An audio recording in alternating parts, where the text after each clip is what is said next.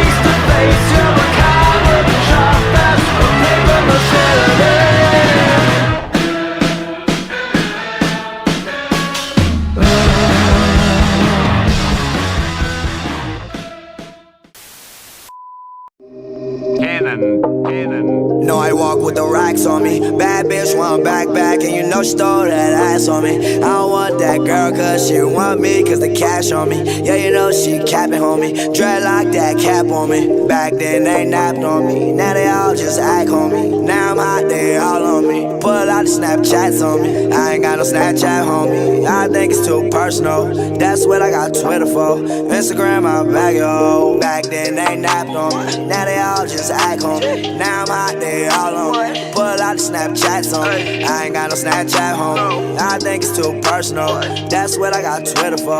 Instagram, I'm back, yo. Back then they napped on me. Now they all just act on me. Now I'm hot, they all on me. Pull out the Snapchats on me. I ain't got no Snapchat, homie. I think it's too personal. That's what I got Twitter for. Instagram, I'm back, yo. Like flex on you haters. Hi haters. This is my world, so it's all in my favor. I like all girls, yeah, all type of flavors. But that don't matter, cause I just got my baby. Sight.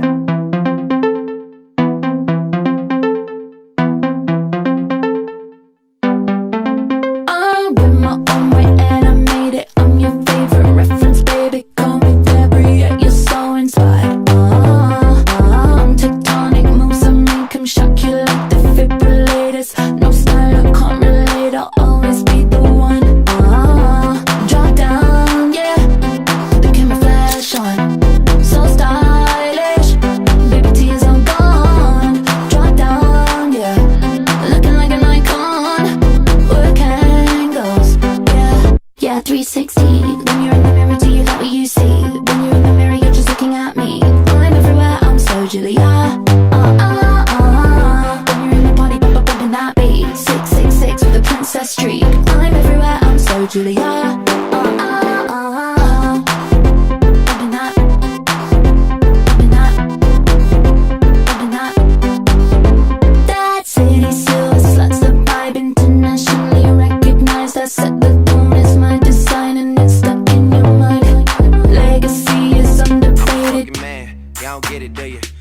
money, everybody acting like they knew you.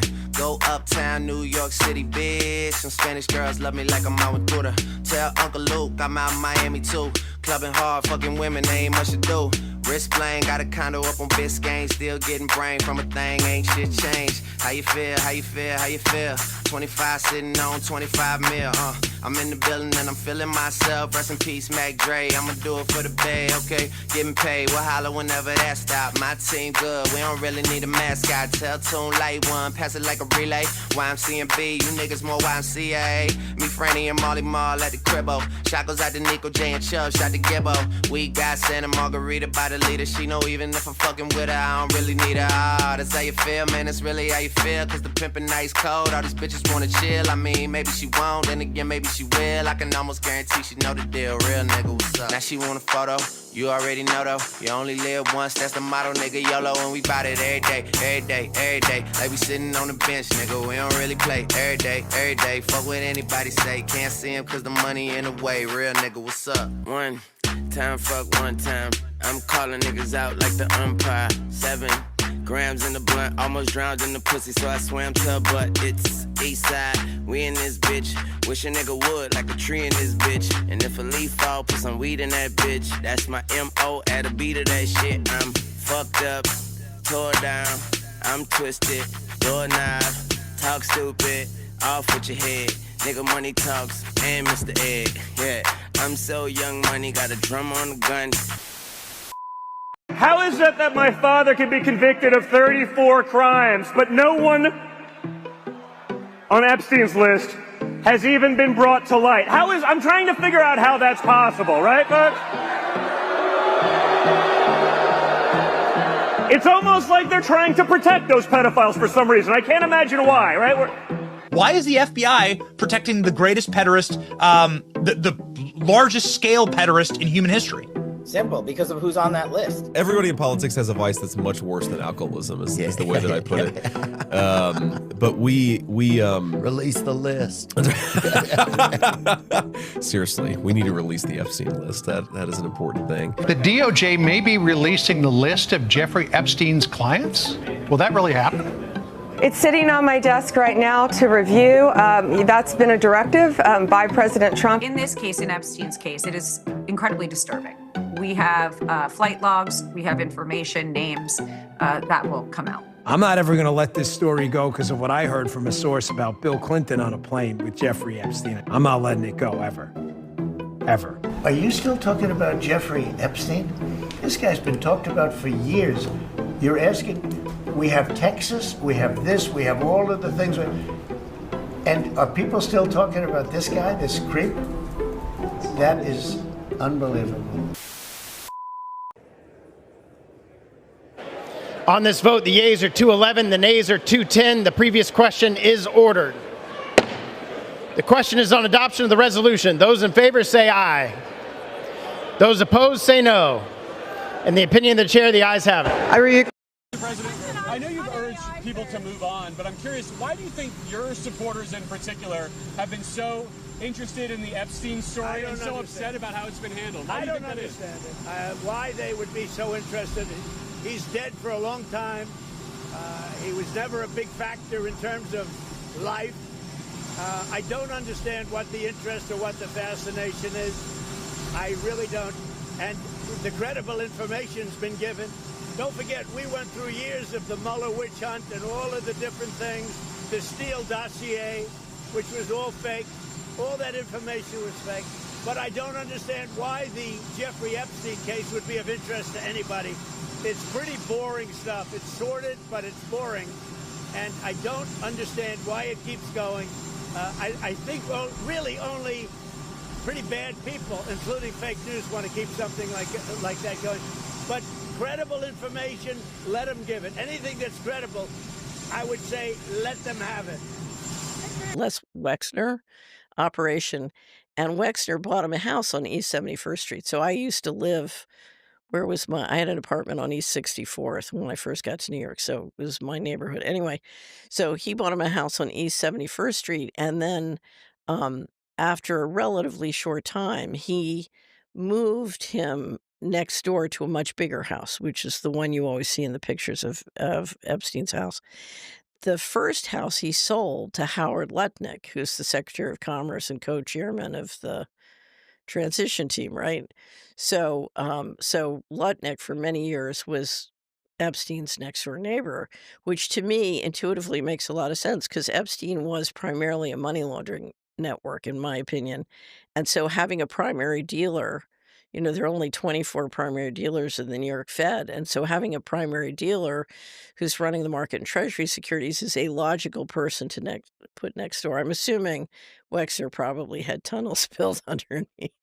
So anyway, the whole administration is full of Epstein people, so. Excuse me, where's Mr. Epstein? Down the hall and to the left. Thanks. There are two clips that give off the same energy.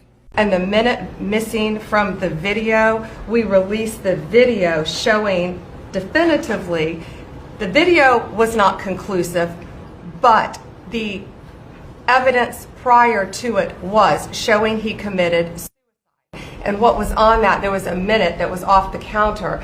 And what we learned from Bureau of Prisons was every night, they redo that video. It's old, from like 1999. So every night the video is reset, and every night should have the same minute missing. So we're looking for that video to release that as well, showing that a minute is missing every night. And that's it on Epstein.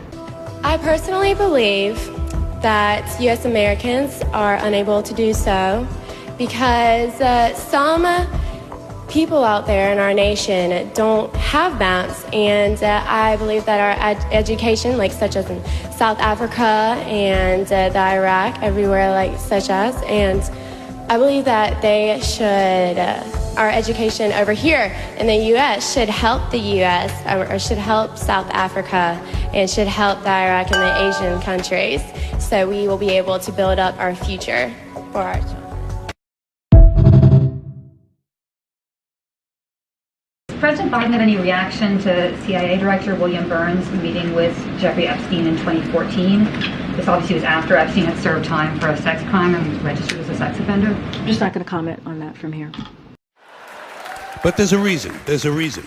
There's a reason for this. There's a reason education sucks, and it's the same reason that it will never, ever, ever be fixed. It's never going to get any better. Don't look for it. Be happy with what you got. Because the owners of this country don't want that. I'm talking about the real owners now. The real owners, the big wealthy business interests that control things and make all the important decisions. Forget the politicians. The politicians are put there to give you the idea that you have freedom of choice. You don't. You have no choice. You have owners. They own you. They own everything. They own all the important land. They own and control the corporations. They've long since bought and paid for the Senate, the Congress, the state houses, the city halls. They got the judges in their back pockets. And they own all the big media companies, so they control just about all of the news and information you get to hear. They got you by the balls. They spend billions of dollars every year lobbying to get what they want. Well, we know what they want. They want more for themselves and less for everybody else. But I'll tell you what they don't want. They don't want a population of citizens capable of critical thinking. They don't want well-informed, well-educated people capable of critical thinking. They're not interested in that. That doesn't help them. That's against their interest. That's right. They don't want people who are smart enough to sit around the kitchen table and figure out how badly they're getting fucked by a system that threw them overboard 30 fucking years ago. They don't want that. You know what they want? They want obedient workers. Obedient workers. People who are just smart enough to run the machines and do the paperwork, and just dumb enough to passively accept all these increasingly shittier jobs with the lower pay, the longer hours, the reduced benefits, the end of overtime, and the vanishing pension that disappears the minute you go to collect it. And now they're coming for your Social Security money. They want your fucking retirement money. They want it back, so they can give it to their criminal friends on Wall Street. And you know something? They'll get it. They'll get it all from you sooner or later, because they own this fucking place. It's a big club, and you ain't in it. You and I are not in the big club. And by the way, it's the same big club they used to beat you over the head with all day long when they tell you what to believe. All day long, beating you over the head in their media, telling you what to believe, what to think, and what to buy. The table is tilted, folks. The game is rigged. And nobody seems to notice. Nobody seems to care. Good, honest, hard-working people, white collar, blue collar, doesn't matter what color shirt you have on. Good, honest, hard-working people continue. These are people of modest means. Continue to elect these rich cocksuckers who don't give a fuck about them. They don't give a fuck about you. They don't give a fuck about you. They don't care about you at all. At all. At all. Man. You know? And nobody seems to notice, nobody seems to care. That's what the owners count on, the fact that Americans will probably remain willfully ignorant of the big red, white, and blue dick that's being jammed up their assholes every day. Because the owners of this country know the truth. It's called the American dream, because you have to be asleep to believe it. Oh no! If they can't get out, that means there's no show. And if there's no show, then all those people who wanted to hear the music will be sad. And if all those people are sad, they might not go to work tomorrow. And if they don't go to work tomorrow, the economy will collapse. And if the economy collapses, the country will be doomed. Doomed, I tell you. Shut the fuck up! Watch your mouth, little guy. Now, I'd expect that attitude over on cable, but this is network. Fuck you, motherfucker!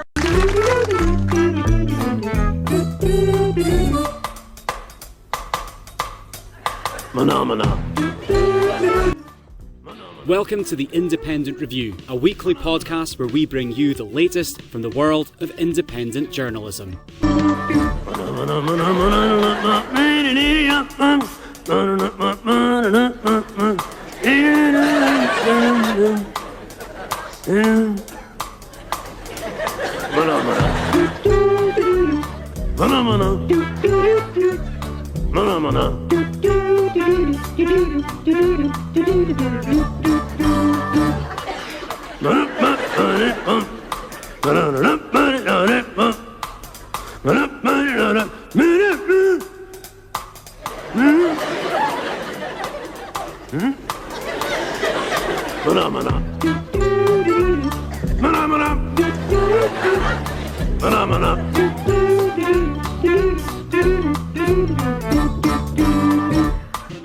Welcome to the Independent Review, live on AM Wake Up on Odyssey and Rumble, and live on the Indie News Network on Twitter. Let's jump right into this first clip with Dave DeCamp from antiwarnews.com. Hey, this is...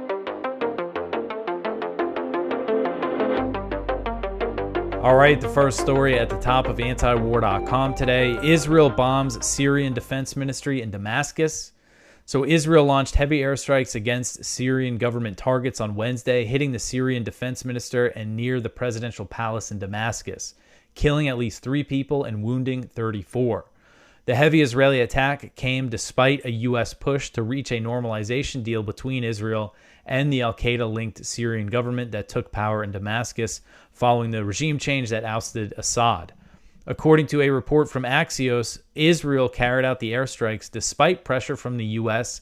to stand down, which was conveyed by U.S. Ambassador to Turkey, Tom Barrack, who's also a special envoy for Syria, in a call with Israel's Strategic Affairs Minister, Ron Dermer, who's very close to Netanyahu. A U.S. official told Axios that the message was to stand down and take a breath. But they went ahead with these very heavy airstrikes anyway, and you could see this video here from Al Jazeera. Sorry about that noise. I know the volume's loud, but you could see the huge explosions here in these airstrikes. And if, as I understand it, that building is the Syrian Defense Ministry.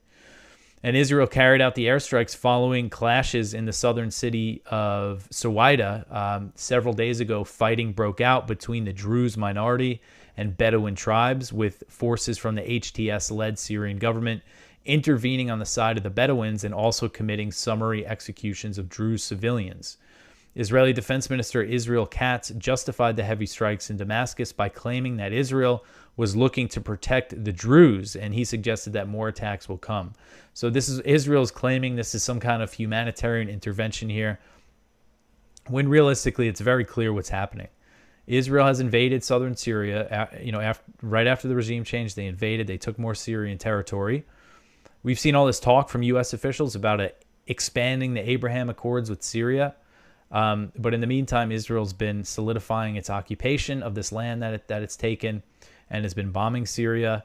And I think it's clear that they don't want normalization. They want to continue the occupation. They want a failed state that cannot threaten them in any way.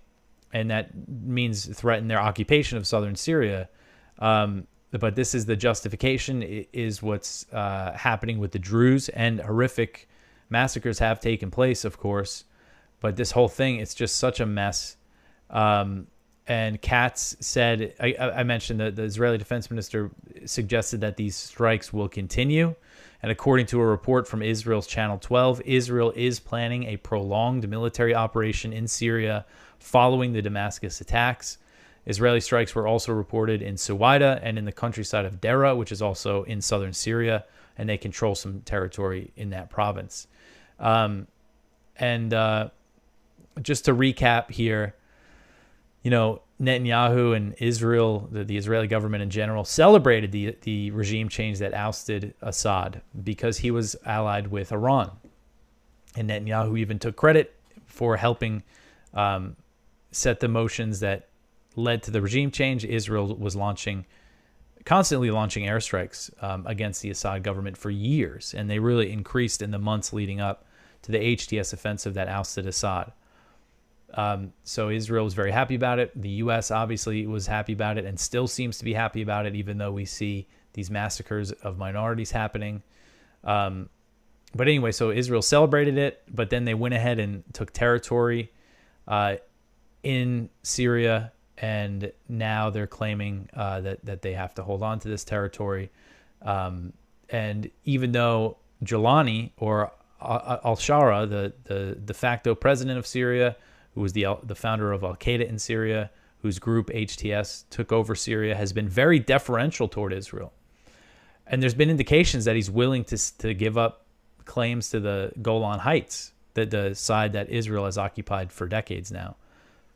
And he hasn't attacked Israel, despite all these airstrikes and the invasion in the south. And he's making it very clear he's willing to do what the Americans want, but it doesn't matter. Israel is going ahead and bombing him like this anyway. And we're seeing threats from Israeli ministers, including Ben-Gvir, that they should just kill Shara. Again, I believe that they just want a fractured Syria. And it is looking more and more likely that is going to be the case with all this fighting that's happening across Syria. All right, so the next one here, Syria announces another ceasefire in Suwaida. So this article is from Jason Ditz. So if you remember yesterday, I covered how the Syrian government announced a ceasefire in Suwaida on Tuesday. Well, that did not go well. The fighting continued. And again, there's reports of horrific massacres and executions of Druze civilians carried out by the HTS fighters. But there was a new declaration on Wednesday of a ceasefire, and the Syrian government is saying that they're withdrawing troops from the area. Although there was some Druze leaders who kind of disavowed the ceasefire, saying that they're going to have to continue to fight until there's a withdrawal from the area. So I think it'll become clear on Thursday if this ceasefire is actually going to hold. I believe this is the third time they've declared one. But if you see this picture here, in southern Syria and in the occupied Golan Heights, in the border between them, thousands, according to Israeli numbers, 1,000 Druze crossed the border trying to go help their people who were under attack by Jolani's forces. And apparently an Israeli MK who's a Druze went over there to try to talk to them. But so anyway, so just a lot happening in this part of Syria on this border area. And again, it'll become more clear if things are going to calm down in the coming days. And the total number of people killed in this fighting is over 300 at this point. And that includes Druze, the Bedouins that they were fighting, and Syrian government forces, and civilians that were massacred by the HTS guys. All right, so the next one here, Israeli attacks kill 87 Palestinians in Gaza. So the daily massacres in Gaza continue. So Gaza's health ministry said on Wednesday that Israeli attacks killed 87 Palestinians and wounded 252 people over the previous 24-hour period. The health ministry said that another 7 bodies were recovered from the rubble, so a total of 94 bodies added to the death toll. And one big thing that happened on Wednesday, at least 21 people were killed during an incident near an aid distribution site that's operated by the GHF, this U.S. and Israeli-backed so-called aid group. Witnesses told the Associated Press that American mercenaries who work for the GHF used pepper spray and stun grenades on a large crowd of Palestinians near the entrance of the GHF site before it could be opened, causing panic. Other witnesses told Al Jazeera that GHF guards used tear gas on the crowd, and the health ministry said that at least 15 people died due to being crushed by the crowd and suffocation from the gas. One witness told Al Jazeera, quote, "We were running like everyone else. We got to the gate and realized that it was closed. Thousands of people were there. The Americans fired tear gas into the crowd to disperse them, which caused a stampede, and many people died while being crushed by the crowd," end quote. So the health ministry said that the incident marked the first time that deaths were recorded due to suffocation and a stampede near the aid sites. And this is the GHF story, the Gaza Humanitarian Foundation story. They're blaming the incident on Hamas, claiming that the Palestinian group infiltrated the crowd. A GHF spokesman claimed that a large number of Palestinians in the crowd were armed with pistols. They didn't provide any evidence of that besides a picture of a pistol that they claimed was confiscated, but of course their mercenaries are also armed. And the GHF also said that an American medic was stabbed and wounded. The incident marks the first time that the GHF actually acknowledged the mass casualty event at one of its aid sites. I really think this organization has no credibility because for weeks they were denying that Palestinians were getting killed near their aid sites, on the way to their aid sites. And there was an account from one of these contractors who wrote in Zeteo, the news site Zeteo, that it was very clear that the IDF was firing on these people as they were coming and going to the aid sites. But the GHF and Reverend Johnny Moore, who leads the group now, were just denying it. And then it comes out from Haaretz that, yeah, they're actually being ordered to fire on unarmed Palestinians. And then the Israeli military admits that they've killed people. So, again, this group just does not have any credibility. And medical sources told Al Jazeera that a total of 25 aid seekers were among 81 people killed throughout the Gaza Strip on Thursday. So just the nightmare continues. All right, so the next one here, Israel transfers important West Bank mosque to settler control. This is another one from Jason. So the Ibrahimi Mosque in the West Bank which is very important to Muslims, has been transferred completely under the control of a settler council. And Israel occupied the mosque in 1967 and converted half of it to an important Jewish shrine called the Cave of the Patriarchs. The site has been a source of tension in the area around the city of Hebron, and that is likely about to get even worse. That's because the Israeli government has announced that they are stripping the Palestinian Hebron municipality of control over the mosque and handing it over to a settler council. Details about why are still emerging, but there's claims for plans for structural changes to the ancient site. And this site is part of the old city of Hebron, which is has a substantial Israeli settlement. There's an estimated 400 settlers who live there now, and about 1,500 Israeli occupation forces manning checkpoints, based in the area, and that also manned checkpoints across the neighborhood to protect settlers. And the Palestinian Foreign Ministry referred to it as a flagrant violation of international law. One reason why this is very sensitive is because there was a massacre, a terrorist attack here that was committed by a Jewish American settler named Baruch Goldstein, a guy from Brooklyn, who went in and opened fire on Muslim worshipers and killed 29 of them and wounded 125. And he's been lionized by settlers and even Itamar Ben-Gvir, the Minister of National Security in the Israeli government. He had a picture of him hanging in his living room. Apparently he took it down when he got into politics, but he's spoken about him even recently, praising him. This is a point I just made. I did the Matt Gaetz show again. Matt Gaetz, the former congressman who has a show on OAN, he's been covering this settler violence in the West Bank and had a good segment about the American being killed. But I mean, this is, the most extreme elements of the settlers have all this support directly from the government. So this is just another thing that's going to raise tensions in this area. All right, so the next one here, 12 nations commit to measures holding Israel accountable. So this article is from the Cradle. So there's a meeting of a group called the Hague Group in Colombia, and 12 of the countries that attended said that they agreed to unprecedented measures aimed at stopping the Israeli genocide of Palestinians in Gaza. According to the summit's final statement, the measures include implementing an arms embargo on weapons to Israel from docking at ports, so preventing ships carrying weapons from docking at ports, reviewing public contracts that support the Israeli occupation, fulfilling obligations to ensure accountability for the most serious crimes under international law, and backing prosecutions of Israeli war criminals at national and international levels. So 31 nations attended the summit, only 12 signed on to these measures, and that includes Bolivia, Colombia, Cuba, Indonesia, Iraq, Libya, Malaysia, Namibia, Nicaragua, Oman, St. Vincent, and the Grenadines and South Africa. They all committed to these measures, but it was a big conference in Colombia. All right, so the next one here, Huckabee visits Netanyahu's corruption trial. So U.S. Ambassador to Israel Mike Huckabee on Wednesday made an appearance at Israeli Prime Minister Benjamin Netanyahu's corruption trial in a highly unusual move and a strong show of support for the Israeli leader. The Israeli newspaper Haaretz, which is very critical of Netanyahu, described Huckabee's visit to the trial as an American mafioso-like intimidation tactic on a Democratic ally's independent justice system for the sake of protecting its political partner. That's how Haaretz described this move.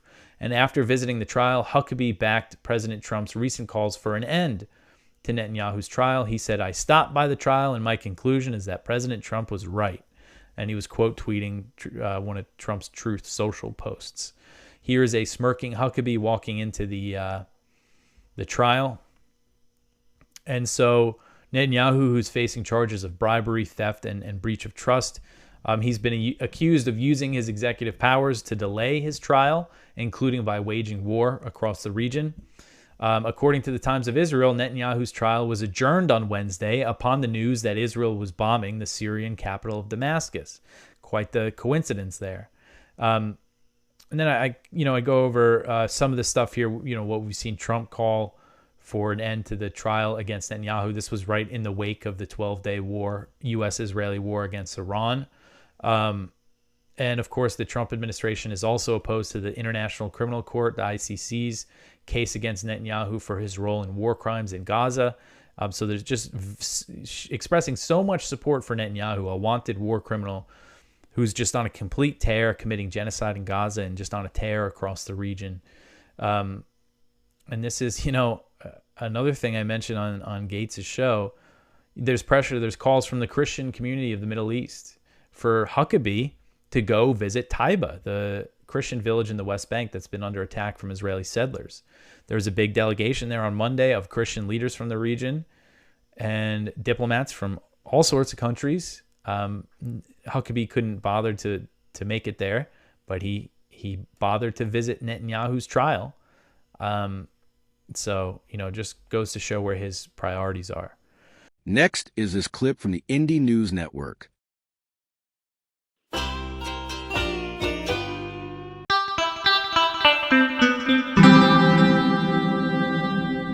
Who are these people? I would like to get to a couple of things very quickly about Israel, Gaza. Fuck these motherfuckers. Shout out to Paula Iacella, another Indie Media Award honoree for activism. She has been publishing one of these every day on Facebook. Anti-War's been retweeting and resharing it. I have too. This one was today's, and she updates the day every day, and she puts a little note about what happened in the last day. But we're now at 133 days for Gaza without food, water, or medicine. The Israel aid plan, quote unquote, for Gaza is a key part of its strategy to corral Palestinians into concentration camps to kill or expel. This is the final stage of ethnic cleansing. The Gaza Health Foundation, quote unquote, aid sites are human slaughterhouses.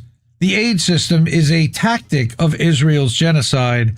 The clock is ticking since March fucking 2nd. Disgraceful. Now, I am not normally a fan, and I would not normally bring an Abby Martin tweet, but she posted one that really got me today. And you can see it went freaking viral as hell. More Palestinians have now been massacred simply lining up for food than the total number of civilians killed on October 7th. So screech to me about October 7th again. Fucking cunts. Now, the third thing that I wanted to bring was a Guy Christensen piece about revoking citizenship for criticizing Israel. And that's U.S. citizenship. And this is serious as a heart attack. And you can see, he says, this is serious, guys. So let me play this because I do want to get to the next one very quickly. If you criticize Israel and you're an American, you should know that our government is now looking to take away your citizenship. You heard me right. I'm not playing around. This is serious, and you need to know about this. On June 11th, the Department of Justice was empowered by the Trump regime to start a denaturalization push, which means taking away the citizenship status of naturalized citizens in this country. One of their stated goals was, quote, ending anti-Semitism. And while the memo the Department of Justice released on June 11th outlined a bunch of criteria of why somebody may lose their citizenship status, which include being deemed a national security threat, the Department of Justice left the door open and gave themselves what is essentially a blank check to go after any case that they deem should be denaturalized. Zionism is destroying our country, and with it goes our rights. This is exactly what has happened here, and it's the direct result of not stopping the Zionist lobby from buying our elections, and with it, most of our Congress members. We must all come together and resist the violation of our rights. We must stand up and oppose this genocidal regime and end it once and for all, because if we do not, they won't stop here, I promise. Suppressing and criminalizing critics of Israel will serve as a model for the Trump regime to protect itself against its critics and its dissidents in the future. I know no one wants to live in a world where criticizing Donald Trump loses their citizenship status and lands them in exile. So please share this message, encourage people to join together to take action, protest, and find ways to resist this regime. You can support my work in my bio. Thank you, and free Palestine. The only thing that I will say is that lavalier mics, you could just clip it on yourself, Holmes. You don't need to literally hold the fucking thing to speak into it. I don't know why everybody does this, or you could just clip it to a Metro card like some other fucking douchebag does. Yeah. All right. Free Palestine. Better say free Palestine, fuckers. All right. And, you know, this dovetails into a story about apparently Rosie O'Donnell. All right. Trump was talking shit this weekend about Rosie O'Donnell and how he wants to revoke her citizenship because she's so happy in Ireland. Like, this is dangerous shit.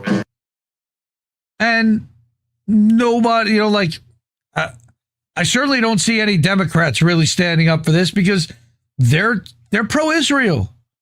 So they don't seem to necessarily, I mean, they don't see that after he's done with them, he'll come after the people that tried to prosecute him?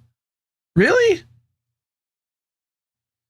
No, I'm not bagging on this homie and his dude. I love Guy Christensen. I give him a lot of credit. Mac 9135 over on Twitch. Fucking Mike. No, dude, you can't. There's nothing that bothers me more than talking into that stupid little mic. Fucking fix your TikTok hair. It looks like you just got out of the shower. All right, leave him alone. All right, well, so for all those things, fuck Israel and fuck the United States for doing this on behalf of Israel and for playing cuck to Bibi Netanyahu and Yoav Gallant and Smotrich and all these fucking clowns. All right, Israel Katz is another one. So, you know, there's plenty of monsters. They just reinvent. They don't die, they multiply. They're like Day-Day's kids.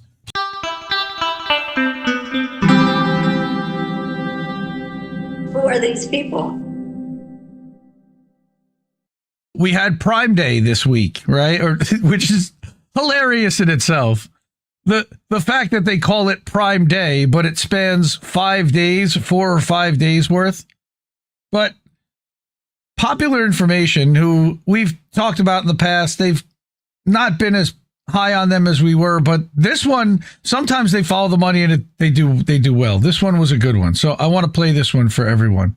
Hopefully Reef can hear this. Prime Day is a scam. Amazon sells Prime Day as a once-a-year shopping miracle. So let's talk about the Shark cordless vacuum that Amazon says is 50% off. List price is $299.99. Sale price at $149. It sounds great. But the problem is it never sold for $299.99. The inflated price just showed up in May. Using a price tracking site, we see that the vacuum's average price is actually around $200. It has been $149 multiple times this year. On Amazon and Best Buy, Macy's, Lowe's, and Ace Hardware. The same is true with the Ninja Air Fryer. Amazon says it's 33% off, but it's been that same price or cheaper every single month since November. It's all psychological, and they call it Prime Day even though it lasts 96 hours. To make you feel like you need to buy now or miss out. But the same items go on sale all the time. Not just on Prime Day, and not just on Amazon. So why does it feel like every news outlet is hyping up Prime Day as if it's Black Friday 2.0? Because Amazon pays them to. Affiliate links, where they make 1 to 10% on anything that you buy. But during Prime Day, Amazon doubles those payouts in some categories. So these news outlets are marketing to you. And they profit off of convincing you that you're getting a deal, even when you're not. Prime Day isn't about saving you money. It's about making Amazon $21 billion in 4 days. Let us know what you think in the comments. This is Popular Information. Read the full report on popular.info and follow along for more accountability journalism. That's what I want to do tonight, is actually go to the article that brings those receipts. Because it's fucking insane what these... she goes over that in about a minute, and you're just like, oh my God, that's insane. I can't believe they do that shit. Well, at the same time, I believe very much that they do that shit. That they constantly are manipulating their pricing by the minute.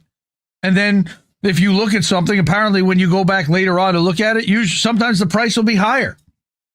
So this again is Popular Information. Amazon Prime Day is a 4-day sale promoted by the mega retailer as a rare opportunity to secure deep discounts on a variety of consumer items. In reality, they deploy deceptive tactics to exaggerate their markdowns and create a false sense of urgency. Featured items are often available, like she said, at similar or lower prices at other times and at other outlets. But like she said, it's affiliate marketing that drives this. Bank of America estimates that Amazon will rack up $21 billion in sales over the 4 days, up 60% from last year's estimates. So they only made like $14 billion in sales last year. This is up even more than that. In many cases, buyers are being manipulated into purchases with scammy tactics. Like, if you've been on Amazon, you see this and you're like, wow, man, I'm getting 50% off? Okay, but like she said, again, it's never really been that high until right before they did this sale, and now they can show that it was discounted. It's scammy for sure. All right, she showed the Ninja Fryer. Right, here's the Echo frames. Here, Amazon plays the same game with its own products. It's offering a bundle of its newest smart glasses and a smart screen for $240, which Amazon says is a 47% discount off the list price of almost $450. Who would pay for this shit? Who would pay for this shit? Like smart glasses with Alexa built in? Like, I don't want it. I've never had an Alexa device in my house activated. Like, I don't want Amazon listening in on everything I say all the time. Thanks, but no thanks. All right. The exact same bundle has already been offered since the beginning of June for $300. Price was only raised to $450 on July 1st. So the early Prime deal is a sale, but the discount's really only 20%, not 47%. And basically, they're making room for the next year's items. List price inflation has been a systemic issue with Amazon Prime Day for years. In 2022, The New York Times Wirecutter reported that for many featured items during Prime Day, the before price is artificially inflated to make it seem like you're getting a bigger discount than you really are. So, like, this has been a thing. 2019, 2017, all right, that sells foot deodorizers said that Amazon almost doubled its list price on Prime Day. Crazy, right? Amazon also engages in a variety. And, look, I try very hard not to buy anything from Amazon, and I occasionally fall sucker to that. But there are a lot of people that still do. They still buy a lot of stuff from Amazon, partly because they're also in some kind of a desert where they can't get to a retail store for a certain amount of time. And it's just easier for them to get to, sure. So for them to be hearing that, you're getting all these great discounts and all these great deals, that's why this stuff is really hyped. Plus, on top of that, anyone that's paying attention to corporate media, it's being blasted at you like these headlines show at the top. Because all of them are profiting on these 31 Amazon Prime Day mattress deals. So if you buy a mattress, they're making... The Wirecutter has done that for a long time. Yes. Like the Wirecutter is like the one place I'd be like, all right, I get why they're doing it. Food and wine? But that's, again, you're getting kitchen stuff. These are all New York Times affiliated. Right. It's targeted to a niche. Yeah. All right. Amazon also engages in a variety of tactics to imbue shoppers with a sense of urgency to buy items right away. The countdown clocks. This might explain why the company insists on continuing to call the event Prime Day, even though it now lasts 4 days. The idea is to communicate that if a consumer doesn't buy something now, they're going to end up wasting money by buying it for a higher price later. What? Yeah, no, I mean, it used to be a day. And then they realized, we're just hurting our bottom line by keeping it to that day. Let's do like an entire Steam summer sale, and do a whole week of it, Right, but still call it day, so, Prime Day. Yeah, right? I mean, just change the name to Prime Week and you're good. Right, but that doesn't give as much urgency. The thing is, if you hear day, I got to do it today. Well, that'll be Prime Day tomorrow, too. Right. It's just so silly. But psychologically, the people that don't realize that Prime Day lasts 5 days, they think it's right now, and they don't care that it's tomorrow. All right. These are deals Amazon says the lightning deals will only be available for a few hours or minutes. The newer innovation is invite-only deals where shoppers request an invitation to purchase items that are expected to sell out. Holy shit.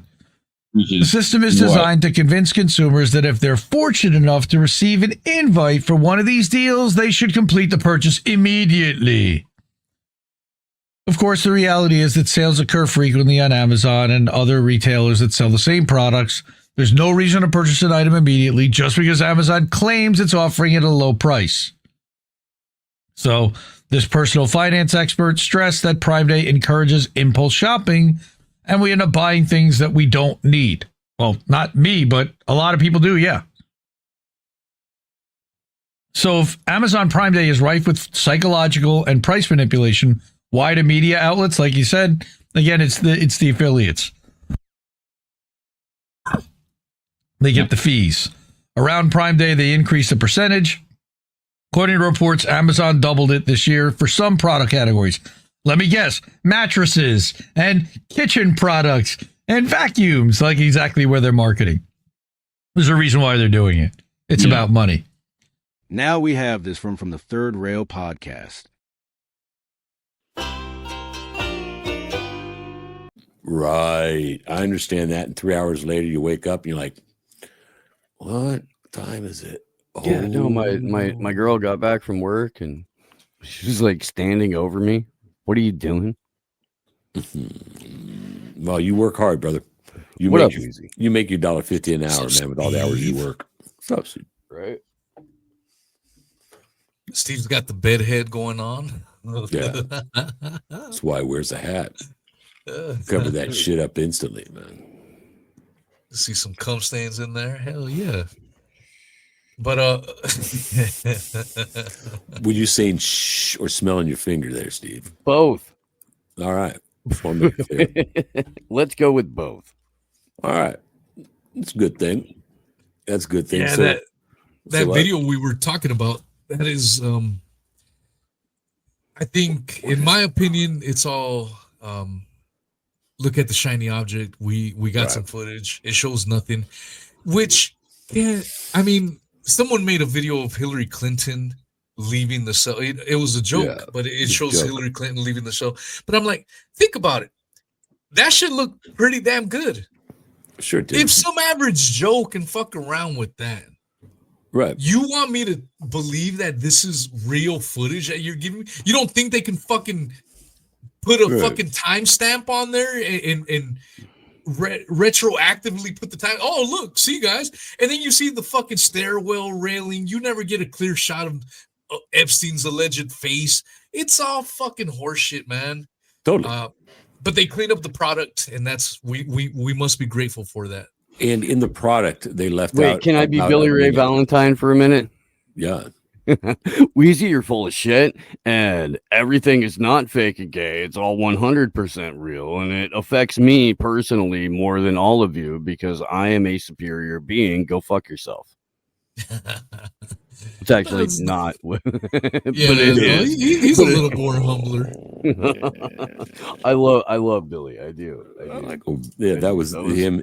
Him and Miriam kind of got into the the unwanted, but that's. Can I tell you how surprised I was that I wasn't the problem that night? So was I. I was like, "Damn, there's another fighter in the ring tonight." I don't think I'll ever be invited after my last showing. Dude, I didn't think so either, man. I don't know. I've been in the waiting room, in the Zoom, and not been let in. And then I still was there the other night. So I don't know.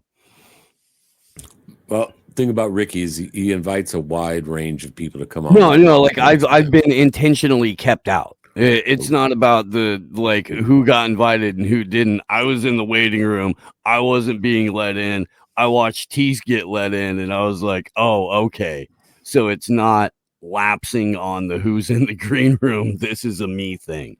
All right. Never mind.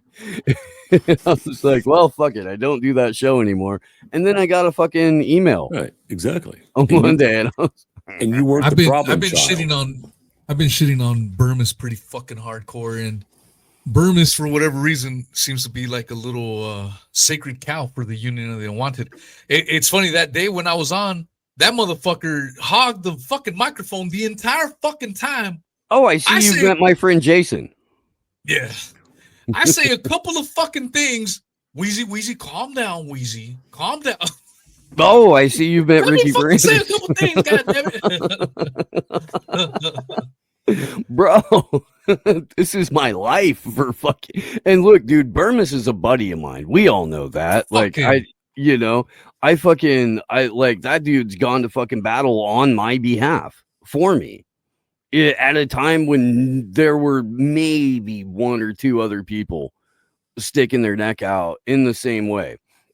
I have a lot of fucking love for that dude. He's dead fucking wrong about a lot of things. I feel the same way about Billy Ray Valentine, dude. I'll go to fucking war for Billy Ray.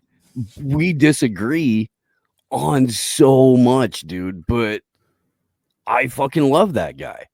Here's where, and I get what you're saying. Here's where I would respectfully disagree. Billy, I know him pretty damn good. He's genuine as fuck.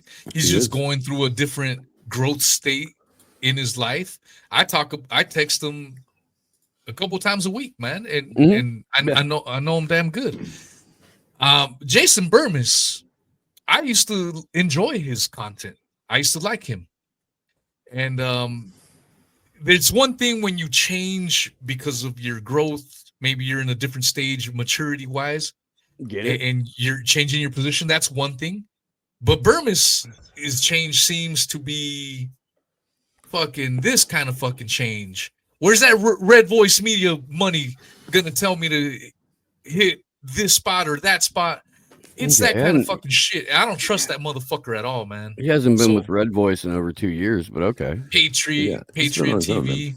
Same situation, like well over 2 years since he was with those dudes. But he started out at InfoWars and he quit, and then he went to go hang out with Luke, and Luke showed the exact same lack of principles that you're talking about. And 10 years ago, Burmis was like, I'll walk away from that too. Yeah, dude, I'm not, not here to defend anybody. Fucking holy shit, buddy's had some bad takes. You know what I mean? But I also know what his like off-camera life is like, and he's a solid dude off camera. The people that he's trying to take care of and shit like that, and what their requirements are, and he's got an awful fucking lot on his plate. So I understand why he went to Red Voice, because he's got 4 other fucking human beings that he's taking care of that don't really do great without him. No, they don't. And you know what it's like, Steve, when you're making this your full-time gig out in the independent media or any media, it's a hard life. It's a rare day when you can get a regular paycheck. Yeah. And it goes just as fast as the days when it's, not rare and not working. Yeah. I'm still going to stick by my guns. Fuck Jason Burmis. Oh, I know. You guys can like your own opinions, man. I know. Do I I'll like make sure he's scrapper. at the next party that we're all at, Wheezy. And tell him to his face. I would love to do that. It would be my pleasure. We'll put you both on stage. Motherfucker, did you ask him to debate me? That I want to debate? He kept dodging me. He kept running away. He won't do it. Oh, I know. I've never put that to it, but I'll just make it happen, and then nobody has an excuse. I would love to debate him. Yeah. We're going to talk some moon landings and the fake Trump assassination, which will be 1 year anniversary on Sunday. On Sunday. That's the ear incident. Yeah, man. Let's talk about that for a minute. Let's talk about Pennsylvania, that 1 year on Sunday. Me and Steve, I feel like we were pioneers, man. Hours after that shit, I hit up my boy Steve, and I go, Steve, what are your thoughts on that shit? Like, that shit looks fake to me. This shit looks fake to me. Let's fucking do a show. And we fucking did. And it was epic. Yeah. That was great. My personal take on that is, when you have a Secret Service detail, Crooks was allowed to be on that roof. I mean, when you go into detail, you're like, what? Incompetence does not explain this, especially considering that the Secret Service's office was like, open up the window and there's Crooks. You could on the roof, probably about maybe 50 feet away. But what really cinched it, and I'm not here to say any details of how it was staged, what was staged, or this or that, but the one thing that told me there's a lot of malarkey that we're being told is Trump's ear. I saw him 10 days afterwards. And when they asked about the recovery of his ear, the official reply was, that's what $10,000 and the good plastic surgery will get you. And I think, and I want to get you guys' opinion on this, I think Teese said it best. The idea that one could heal from a ballistics wound in less than 30 days is preposterous. So what do y'all think about that? Go ahead, Steve. Yeah, go for it, Steve. You're muted, Steve. You're muted. We're supposed to believe that the same gun fired from the same half a trans hit the firefighter dude, hit him, and it so exploded his melon that he couldn't have an open casket funeral. And then the same gun fired a bullet that went just a few yards further, nicked Donald Trump, caused no concussive damage to his ear whatsoever. He can hear just fine. It didn't nick. It went through his ear, according to the official story. That's a nick. That's a nick. If it That's doesn't a make nick, your but head still, fucking, a nick is like a little cut right here. That fucking thing penetrated. And hydroshock. That's what I'm saying. Blown that thing Hydroshock apart. alone should have ruptured his eardrum. Right. And his ear when it hits. But 10 days later, he shows up on a national stage, and the only thing that the cocksucker can give any explanation is that's what $10,000 and good plastic surgery will get to you, man. Sorry, I didn't mean to interrupt, but just crazy. You know what's crazy is when we're talking about with normies, a lot of times they'll tell us, prove to me that so and so didn't happen. That so whether it's the moon landings or whatever they always put it on us. My new stance, this is the way I look at shit from now on, and I encourage everyone to adopt this method. I'm like, no, motherfucker. The claim was made by you guys. The evidence that you guys have provided for that claim, I don't fucking buy it. So whether it's the fucking moon landings, I didn't say man landed on the moon. That was NASA saying that man landed on the fucking moon. The evidence that they have provided is bullshit. I do not accept. The media is the one that told us that Trump almost got killed at in fucking Butler, Pennsylvania, and he almost died. Later, that same media said that Iran was behind that shit. I don't buy any of that motherfucking shit. And that ain't my fucking, I mean, I don't have to prove that to you. You have to prove it to me that Iran almost fucking got Trump killed allegedly by the fucking ear wound. Fuck you. I don't have to prove you jack shit. And that's my new stance.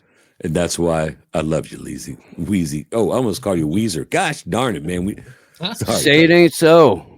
Whoa, dude. Sorry, I didn't mean to come up with a new safe word. Like, what was that show you were on? And someone was like, oh, the moon landing thing when that guy called in. And he was all trying to blah, blah, blah. He's like, well, Weezer. I'm like, come on, brother. At least get his name right, man. If you're going to rip on him, get his name right. Next, we have this clip from a union of the unwanted. Tuesday, July 15th, 2025. Thank you for joining me today. So I had this day all planned out. I was ready, I was lining up everything for the daily wrap-up, which I was plenty of things to talk about today. And because I'm just somehow incapable of keeping my calendar in order, I yet again made a mistake in regard to the day I was going to have Charlie on to talk about what the hell's going on in the world. And of course, I've been looking forward to this as always because I really enjoy our back and forth. So I kind of merged them together today. So we're going to get into off the bat, like something he may think is important, what he sees going on in the world. And we're going to kind of go over some of the different things I had lined up, and then we'll just have a good conversation about it today. So as always, Charlie, I'm looking forward to it. How are you, my friend? I'm good. Our schedules are a fluid thing, much like the gender of some of the listeners, unfortunately. So we gotta do what we got to do. I'm glad you had me on. There's so much happening here. Like these days, it feels like every day. It's like remember the movie The Jerk? There's a scene in there. Like first day felt like 8 days, and then the second day felt like that's every day it's like Groundhog Day. And it seems like, where we were a week ago is almost irrelevant compared to where we are today. So I'm glad we were able to coordinate and get to the bottom of things. And by design, clearly. I mean, not literally everything. I mean, certainly possible, but the way this is kind of constructed is just, you're just getting berated. You can't possibly focus on all the different things that they're jamming in front of you. And it's just, people tend to check out. And I get it. You don't, especially when it's almost like it's kind of flavored with like the obviousness of how it's being used to manipulate you, if that makes sense. Like, so it's like but you just go, okay, I'm not even gonna look. Like, I'm tired of being manipulated. And I think the Epstein thing is kind of a good example of that right now, which we're definitely going to get into today. But I wanted, as we did last time, and that again, to the point of that's kind of the title of we're going to continue to connect and talk about just what the hell's going on and the ideas like that, just trying to make sense of the chaos of the news cycle. But let's start with whatever is on your mind right now, of the last. I mean, I look back, actually, I'm surprised. We didn't, the last one we did, I think, was on, I don't think we did it last month, did we? And I've planned to do it every month. Just the same point. It's so much going on. I didn't think about it. So over the last month and a half plus, what is on your mind? What's pressing today? What do you want to get into first? Well, I'm there's part of me that's glad that the MAGA right attach themselves so tightly to Trump and under the guise of he's going to expose the Epstein files. And then it comes out and then he doesn't. And I'm glad that that's happening. I'm glad that that his base is getting a taste of what the rest of us have been witnessing for a long, long time, which is he'll say one thing and do another. So it's and that's frustrating in general, but it's especially annoying when it comes to things as important as getting to the bottom of child sexual exploitation by the people that he works with or the people who work for him in some respects. And so you could be willing to maybe excuse some of Trump's behavior and just call it politics, right? And I think maybe a segment of his base is kind of, willing to accept that it might not go exactly according to plan.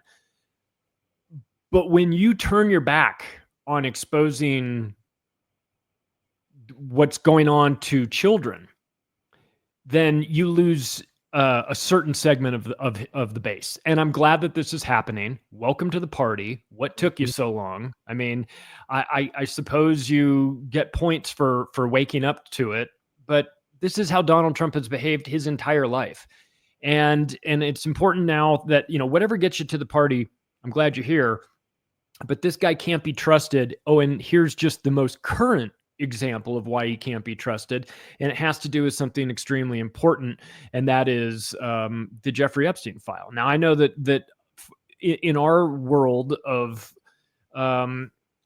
we weren't really sitting around waiting for a file. I never thought I was going to get an Excel spreadsheet with an itemized list of all the people that were there according to, I mean, as far as I'm concerned, these lists exist in sort of a haphazard way in books and articles and podcasts that we've been doing over the last 10 years or so.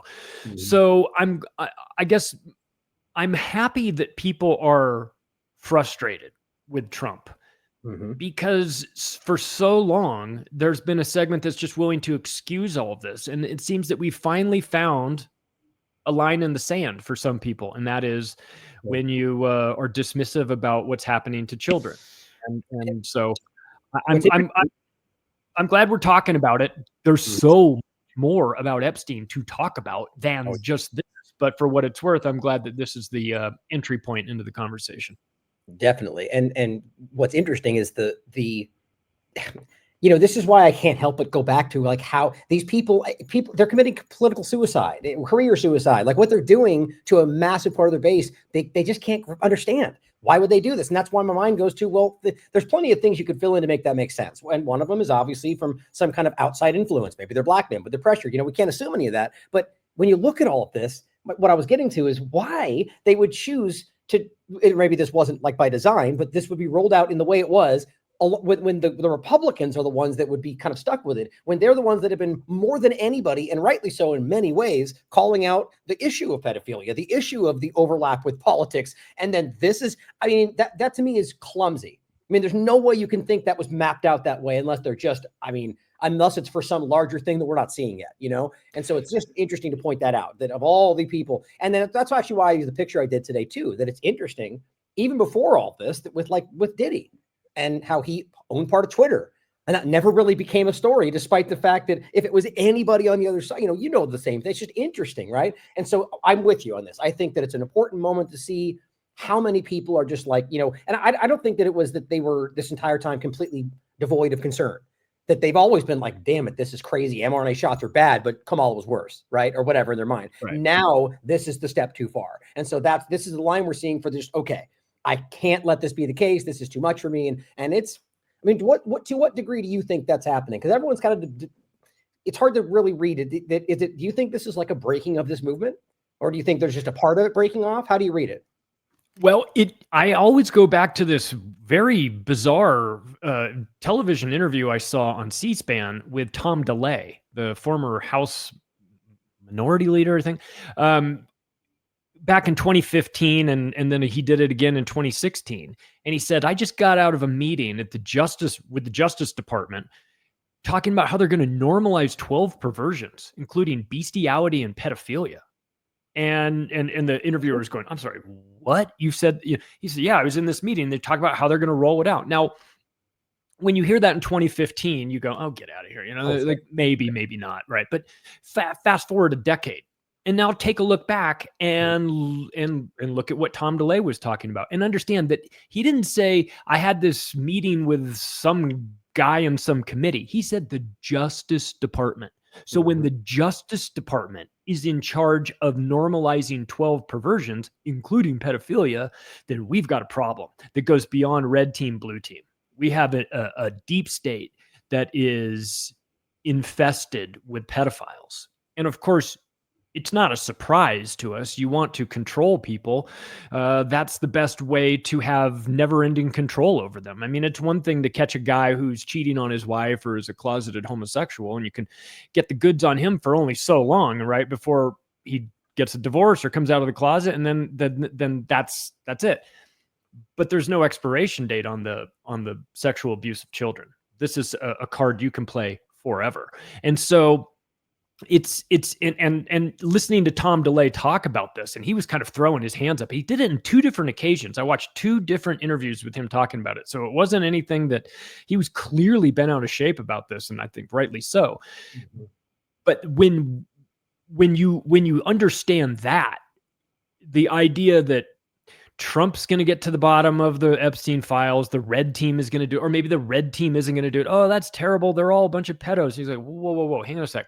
It's both teams, and it is the common thread that runs through the control structure and inside of politics. And you may be a bad guy they've got the goods on you, or you may be a good guy who would love to blow the whistle, but you can't, because you saw what happened to Madison Cawthorn, or you saw what happened to any host of people who've come forward and said, these parties we go to are crazy at night. And then next thing you know, you're primaried or you're thrown off a boat somewhere or whatever. So it's been a component that runs through international politics really, but America specific, since we're talking about it, this blackmail entrapment operations. And Epstein is now the retail face of it, but it's been happening for so long that it's become, in fact, normalized by these people. They get into this, and then you come out of politics, and they say, "What was that like?" And you go, "It's dirtier than you can possibly imagine," and then they leave it at that. And this is what we're talking about. You want to control somebody, you get them to vote your way, one way or another, on some bill that you're proposing. Well, the best way to do that is to make sure that you've got never-ending a set of blackmail files without an expiration date, and then you use that to just to legislate that way instead. And clearly, there's one obvious culprit out there that is well known for its sexual blackmail and all sorts of blackmail. Yes. And it's kind of the point that I'm getting at. And we'll talk about this in a second, actually, just to start this category off.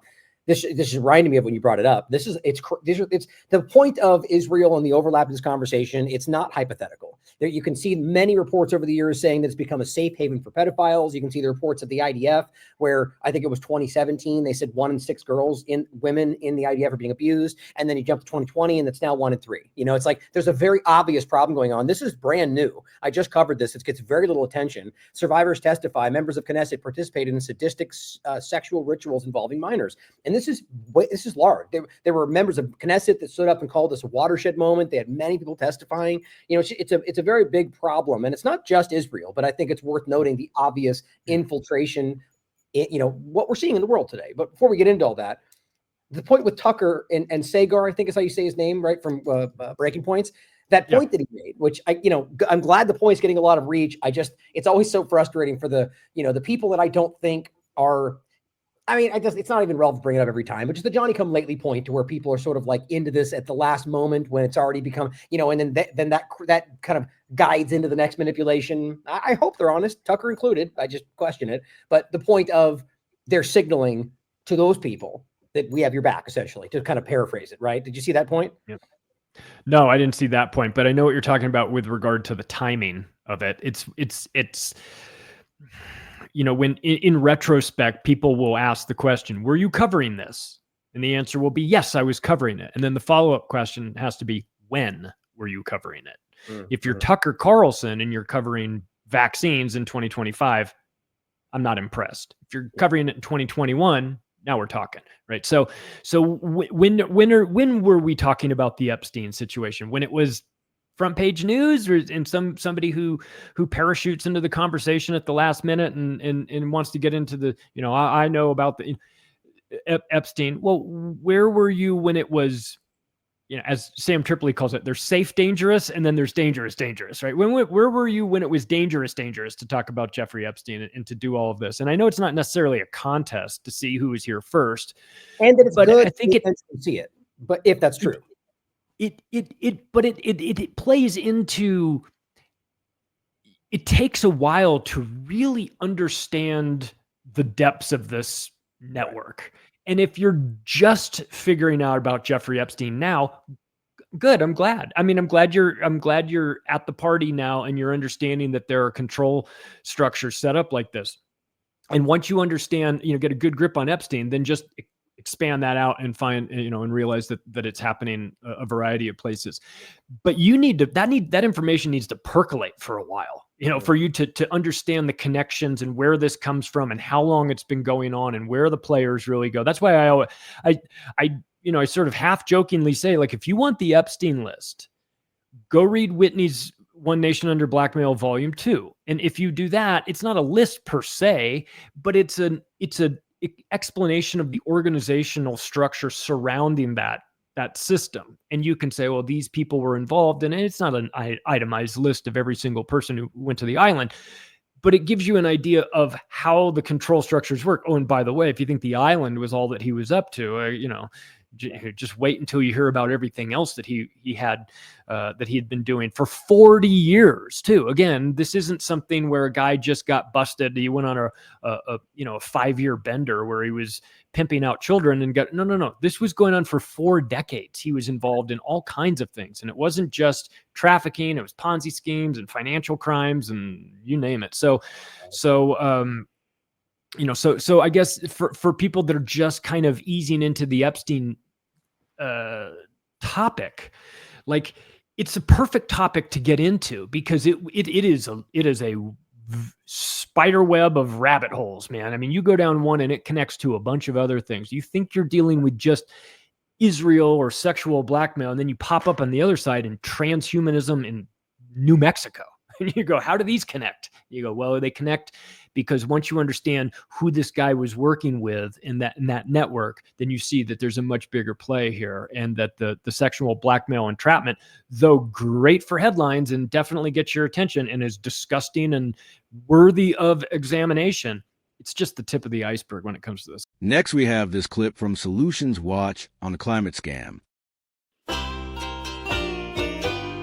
In Japan here in July of 2025 with a conversation about one of the most secretive and powerful organizations in the entire globalist construct. Am I talking about Bilderberg? Am I talking about the Freemasons, the Council of 300? No, I'm talking about the UK Met Office. You know the UK Met Office, the recipients of the Dino Award from the 8th Annual Fake News Awards for their non-existent weather stations. And the loser is...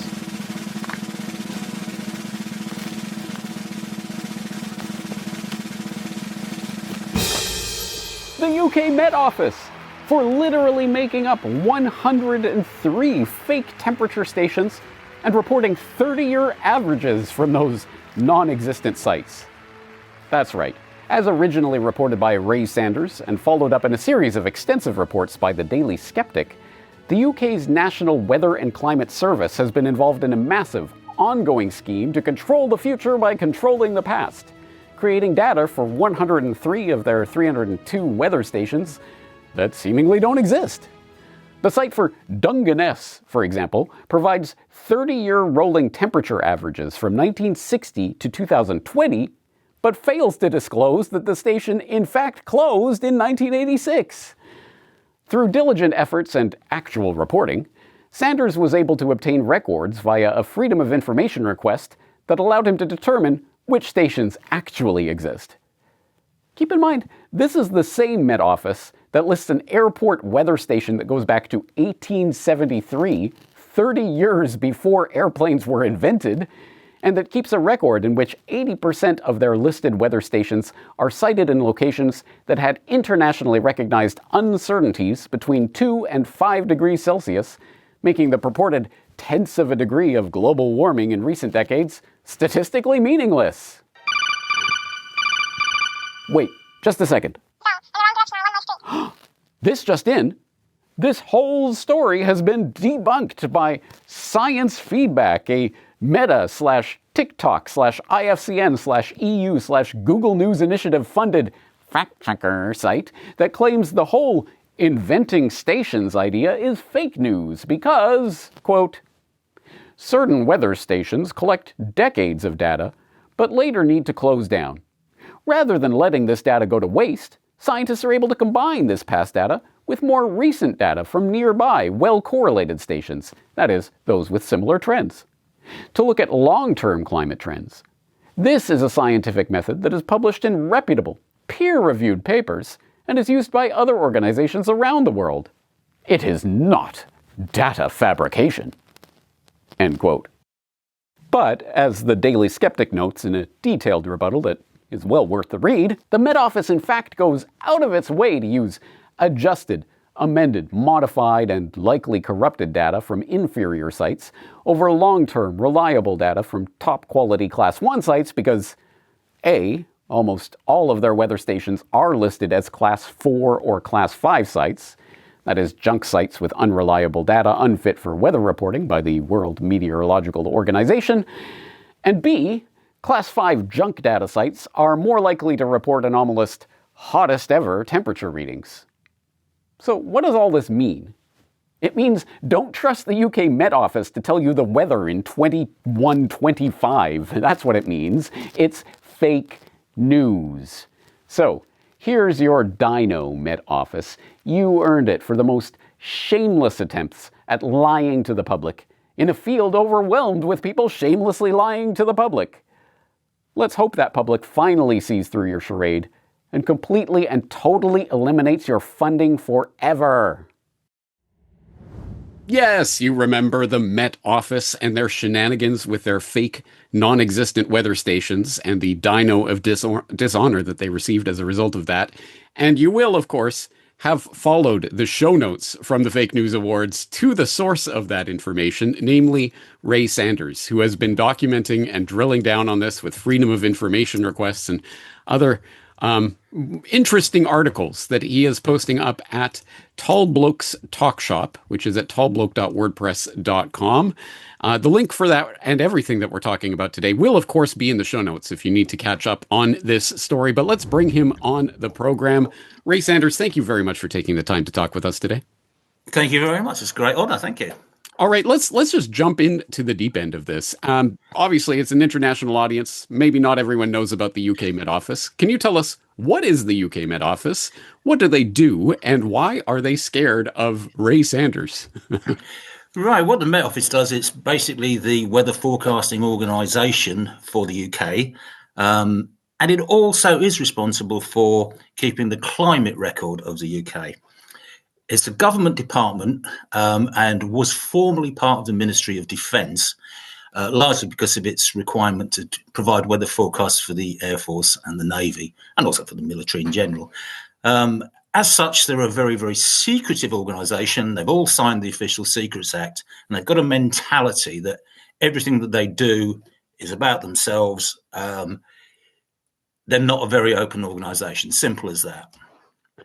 You know, I guess it makes sense when you frame it in that context. The Ministry of Defense and providing, meteorological reports for the Air Force and things. I can understand that, certainly in a war context, etc. But this is the 21st century.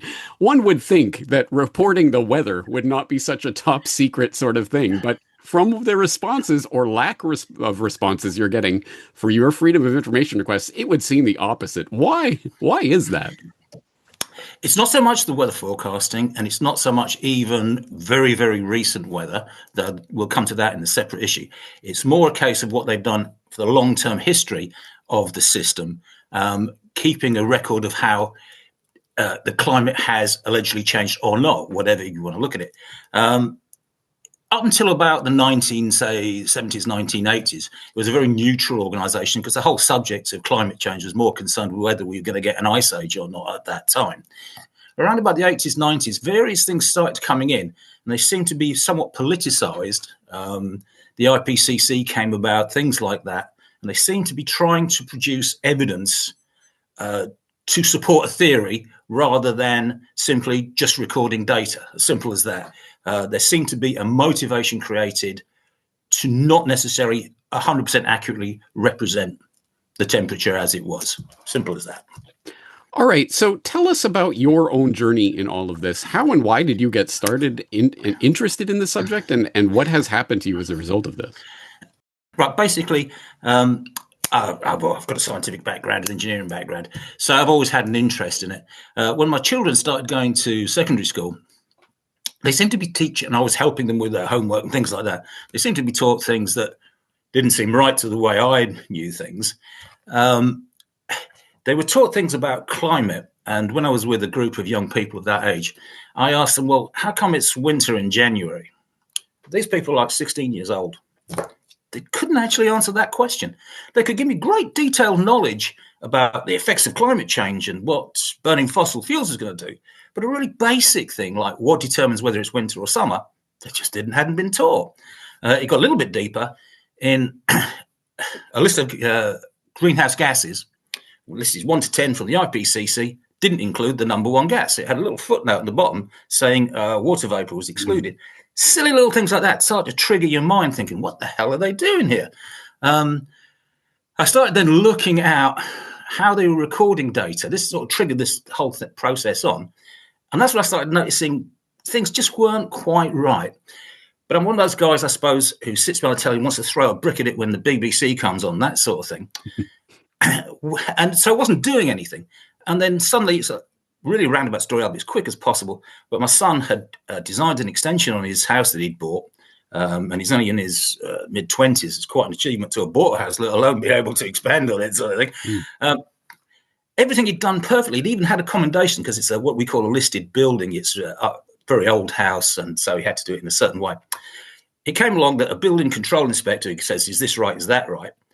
Wasn't going to say it's all okay, not because it wasn't going to fall down or not because the electrics were unsafe, because it didn't meet the insulation requirement decreed by the Climate Change Act. And although it was 10 times better than the building that it was stuck on, he wasn't going to sign it off. And we ended up with this ridiculous fight. And I thought, wow, this has got to stop. This is insanity. This is not the way it goes. So I figured out, well, how can I, rather than just throw a brick at the television and get annoyed, how can I direct what I'm doing in a way, I'm not going to sound so wonderfully famous, but Winston Churchill, he always used to say, you go for the soft underbelly infrastructure. So I figured, yeah, okay, let's go right back to the root data from where they're making all these wonderful claims. And that was just the weather records. So then I started looking at those, saw lots and lots of problems, lots and lots of anomalies. And that's when I started thinking, how am I going to do this? Tall Blokes Talk Shop, I'd noticed on there, had got this service stations project going, which had stopped back in about 2015. I thought, well, I'll resurrect it and see what goes from there. Simple as that. All right. So tell us about some of the things that you have found as a result of that. First thing that started, I thought, well, I'm going to review every single weather station. Started looking at lists of weather stations. Wait a minute, where's that one? Now, I know you reviewed this earlier. Dungeness, we call it. There's a soft G, by the way. You said Dungeness, if I remember right. Sorry about it. It's quite an important place. There's a nuclear power station there. I've worked there. I thought there isn't a weather station there. So I drove my car, went there, had a look, couldn't find it. They said there was one in a place called Folkestone, not far from where I live. Went there, couldn't find it. Dover, no, couldn't find it. That's when I thought, how come I'm not finding these places? So I sent them an email and said, where are they? And they basically said, well, why do you want to know? And I said, because I want to find them, sort of thing. And then started hitting this wall all the time of asking them for something. And the inquiries, the normal option, won't answer you. So you have to go down this crazy line of doing freedom of information requests. I'd already sent one to find out what the Commission for Instrumentation of Meteorological Observations CMO guide was, which categorizes the quality standard of weather stations. So I've got familiar with the process. I then asked them, well, you tell me all these stations, which ones of these are actually open and actually exist? And eventually they sent me back a list of 103 stations that simply weren't there, which is quite remarkable because there's only 302 on the list. More than a third of them didn't actually exist. So I said, okay, why are you doing that? They then gave this long highfalutin process that stations open, stations close. So they want to keep the data record going. Fine. I can understand that. They say they use data from other well-correlated stations to make up this model. Obviously, it's always computer model. It's never real figures. To come up with what the weather would be there if the station had closed. So I said, fine, that's great as well. Okay, you're saying that's peer-reviewed. So what are the stations you're using? And then you just hit a total you will not know. Now, this is absolutely crazy because some of the stations that they say they positively state as open on their own websites are also on the closed list as closed, which is very strange. And they are also making up, even to this month now, to today, details of the temperature, average daily temperature in those places by the month. There's places called Lowestoft, Newton Rigg, Nairn, and Paisley in Scotland. And they're producing by the month. So I said to them, well, what are the stations that you're producing now? Not historical ones. What are the ones you're going to use tomorrow or yesterday? And they refute. That's when I hit. Totally, you're asking too many questions we are not going to answer. I've asked other questions on totally unrelated subjects, like why have you put into your archived records temperature readings which didn't occur, which you said were expunged? Why expunging means get rid of them. You don't put them into the record. That just shouldn't happen. But that's exactly what they're doing.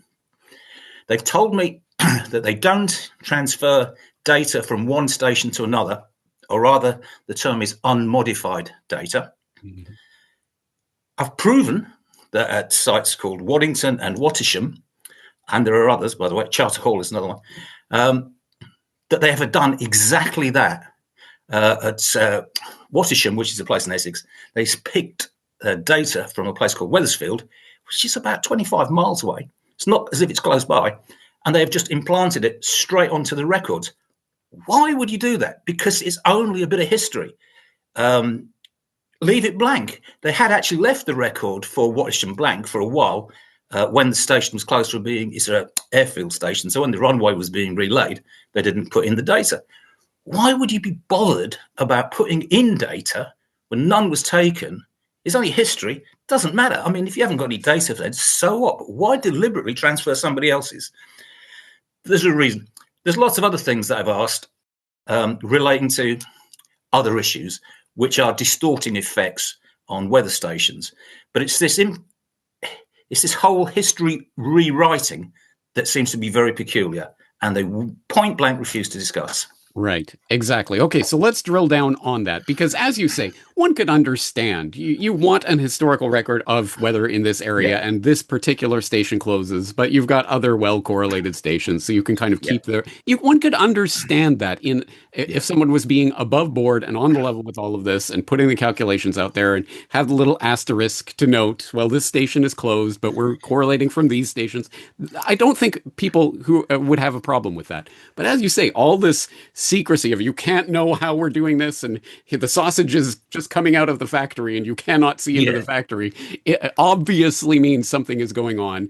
As you say, all of the other fidgeting and changes of the historical record that they're making, there must be a reason for this. Let's spell it out for people. Why would they be interested in changing this record? Well, there's a political motive. I think I'll be blunt as to say that. In the last 2 or 3 days, the Met Office has just brought out its latest state of the climate thing for last year. It's full of such preposterous nonsense that you can't believe anybody calling themselves a scientist would say that large parts of the east of England will be underwater in 25 years' time, right? That's what they're saying. 2050, half of the country is going to be underwater, sort of thing. But it's not. I guarantee you it's not. Because I know that, because 25 years ago, in fact, in 1975, when we were all being scared to death, a tutor actually stood in front of us and a whole load of students and said, the world's going to run out of oil by the year 2000. And everybody went, oh. And he actually turned around and said, if you're that gullible to believe me saying that, you've got to start thinking again. And he then went on to a whole load of critical thinking exercises. But what is happening now is they've been politicized to scare the living daylights out of people. We give storms, and if it's a slight little bit of a blow now, we give it a name. We get named storms. Well, apparently we've just had our third heat wave of the summer in the UK. I'd love to have seen it, because I actually live in probably the hottest part of the country, and we haven't had 3 heat waves. Trust me on that one. But they've given a new definition to a heat wave, so they can say, "Oh, we've had one because it reached this temperature," which is not even that scary. If you were to speak to somebody from the US, for instance, the 28 degrees, which is about 80 Fahrenheit, is classed as a heat wave, they'd laugh at you. I mean, really, wouldn't you? I mean, a Texan would think that was nothing. But that's what they're doing over here. They seem to be wanting to scare people. It's that sort of power control by putting fear into people, and we can then provide the solution. If you do this, it's all much very control. And you can see that that's what they're doing with the data to get to an end point that they want, to make it look as if we're all going to burn to death tomorrow or drown. Yes. Again, for people who have a hard time wrapping their minds around this, I have talked about this in a lot of different contexts. For example, the IPCC Exposed. I've talked about what is the average global temperature, just talking about that question, because people think they go out with a thermometer and measure the temperature and that's it, and they just calculate an average. Nope. It is a calculation that they make from all sorts of mathematical gobbledygook. And I did a report on Orwell's Nightmare, talking about this phenomenon of, in the US context, as well as the global data temperature sets, cooling the past and warming the present in order to create the bigger trend line to fit the narrative. Of course, the narrative is the world is on fire, and the only thing we can do about it is give more power to the politicians to save us from it. Next, we have this clip with David Icke.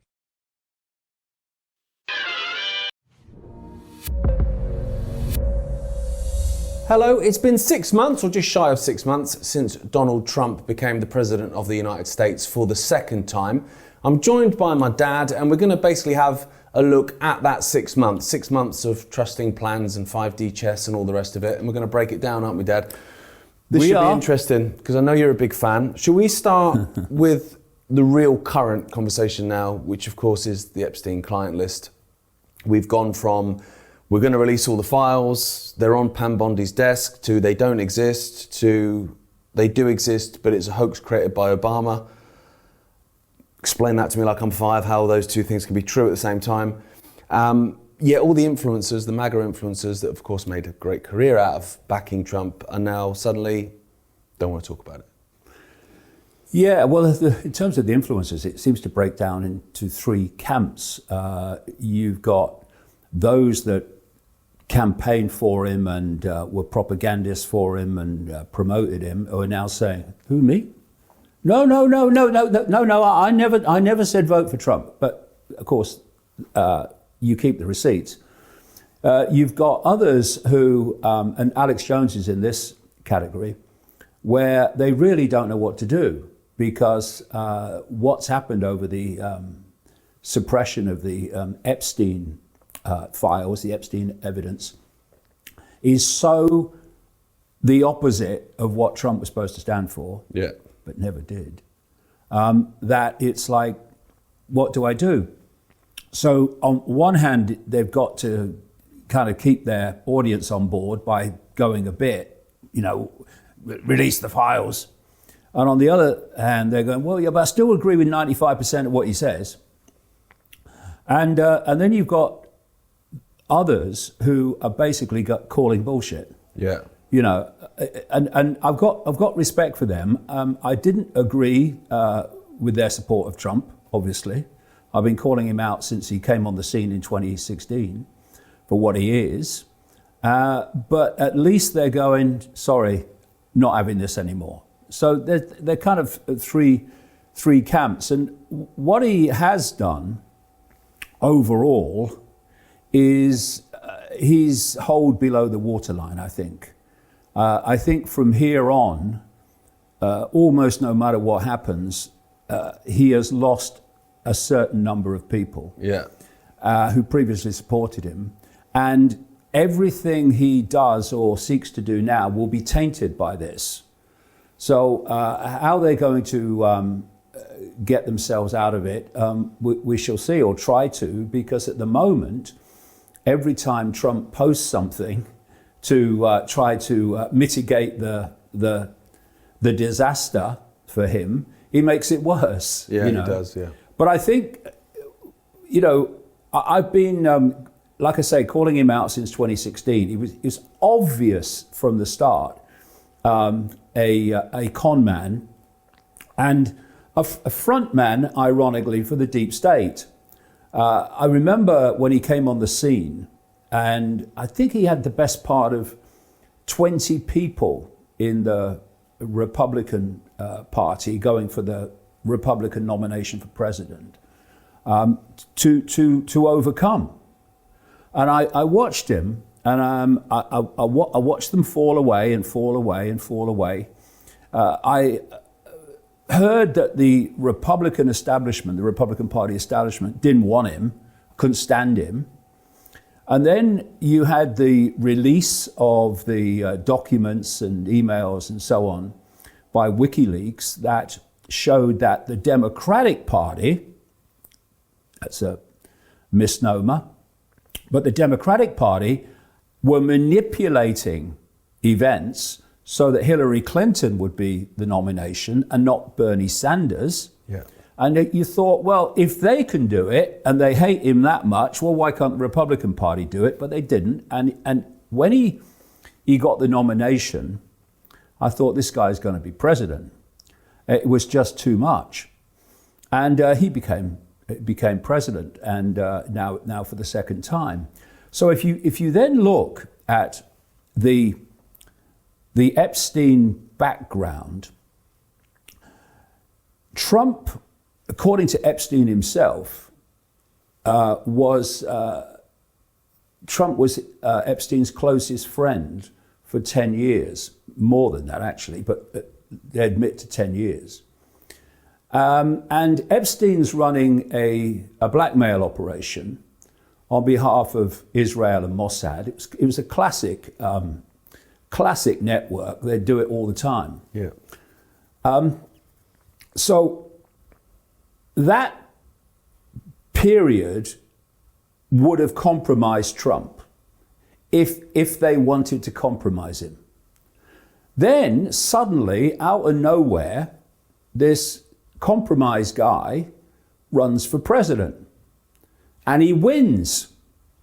And not only does he win, he starts giving Israel everything it wanted. He's funded by the Adelsons to the tune of, in the first two elections, $200 million by Sheldon Adelson, the casino magnate. And in this last one, $100 million by his wife, Miriam Adelson. He's supported financially by an enormous number of influential pro-Israel Zionists.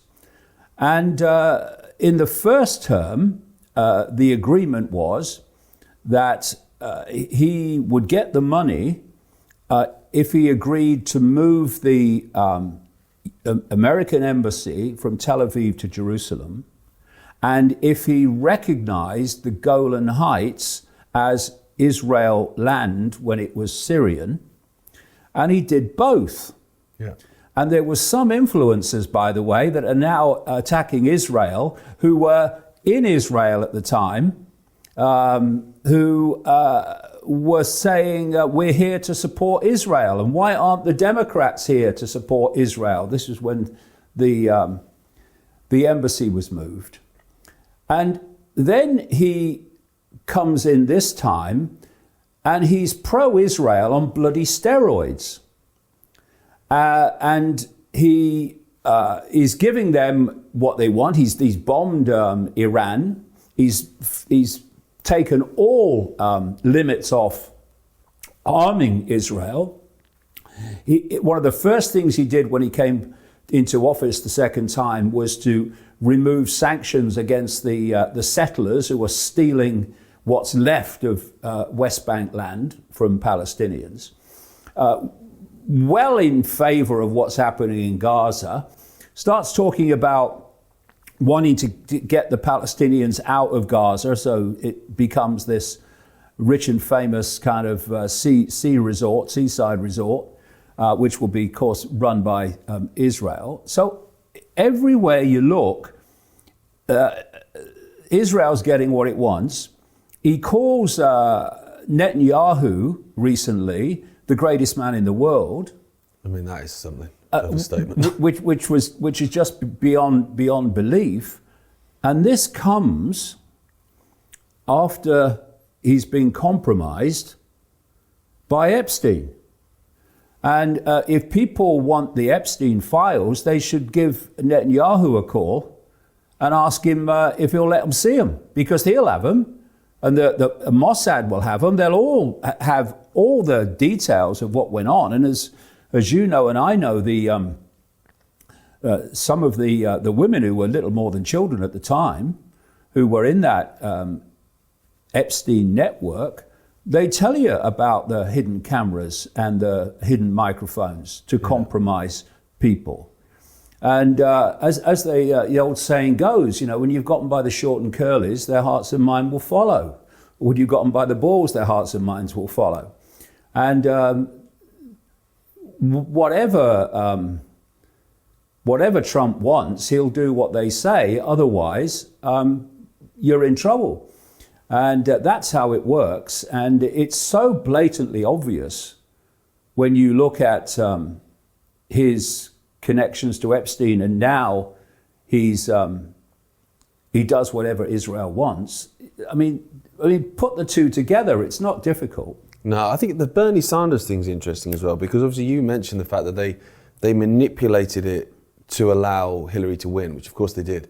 And most people would look at that and say, well, that's because the Democrats wanted Hillary. She was the choice. And you think, well, if you wanted to have a Democratic president, Hillary was not the choice. Massively unpopular even among Democrats.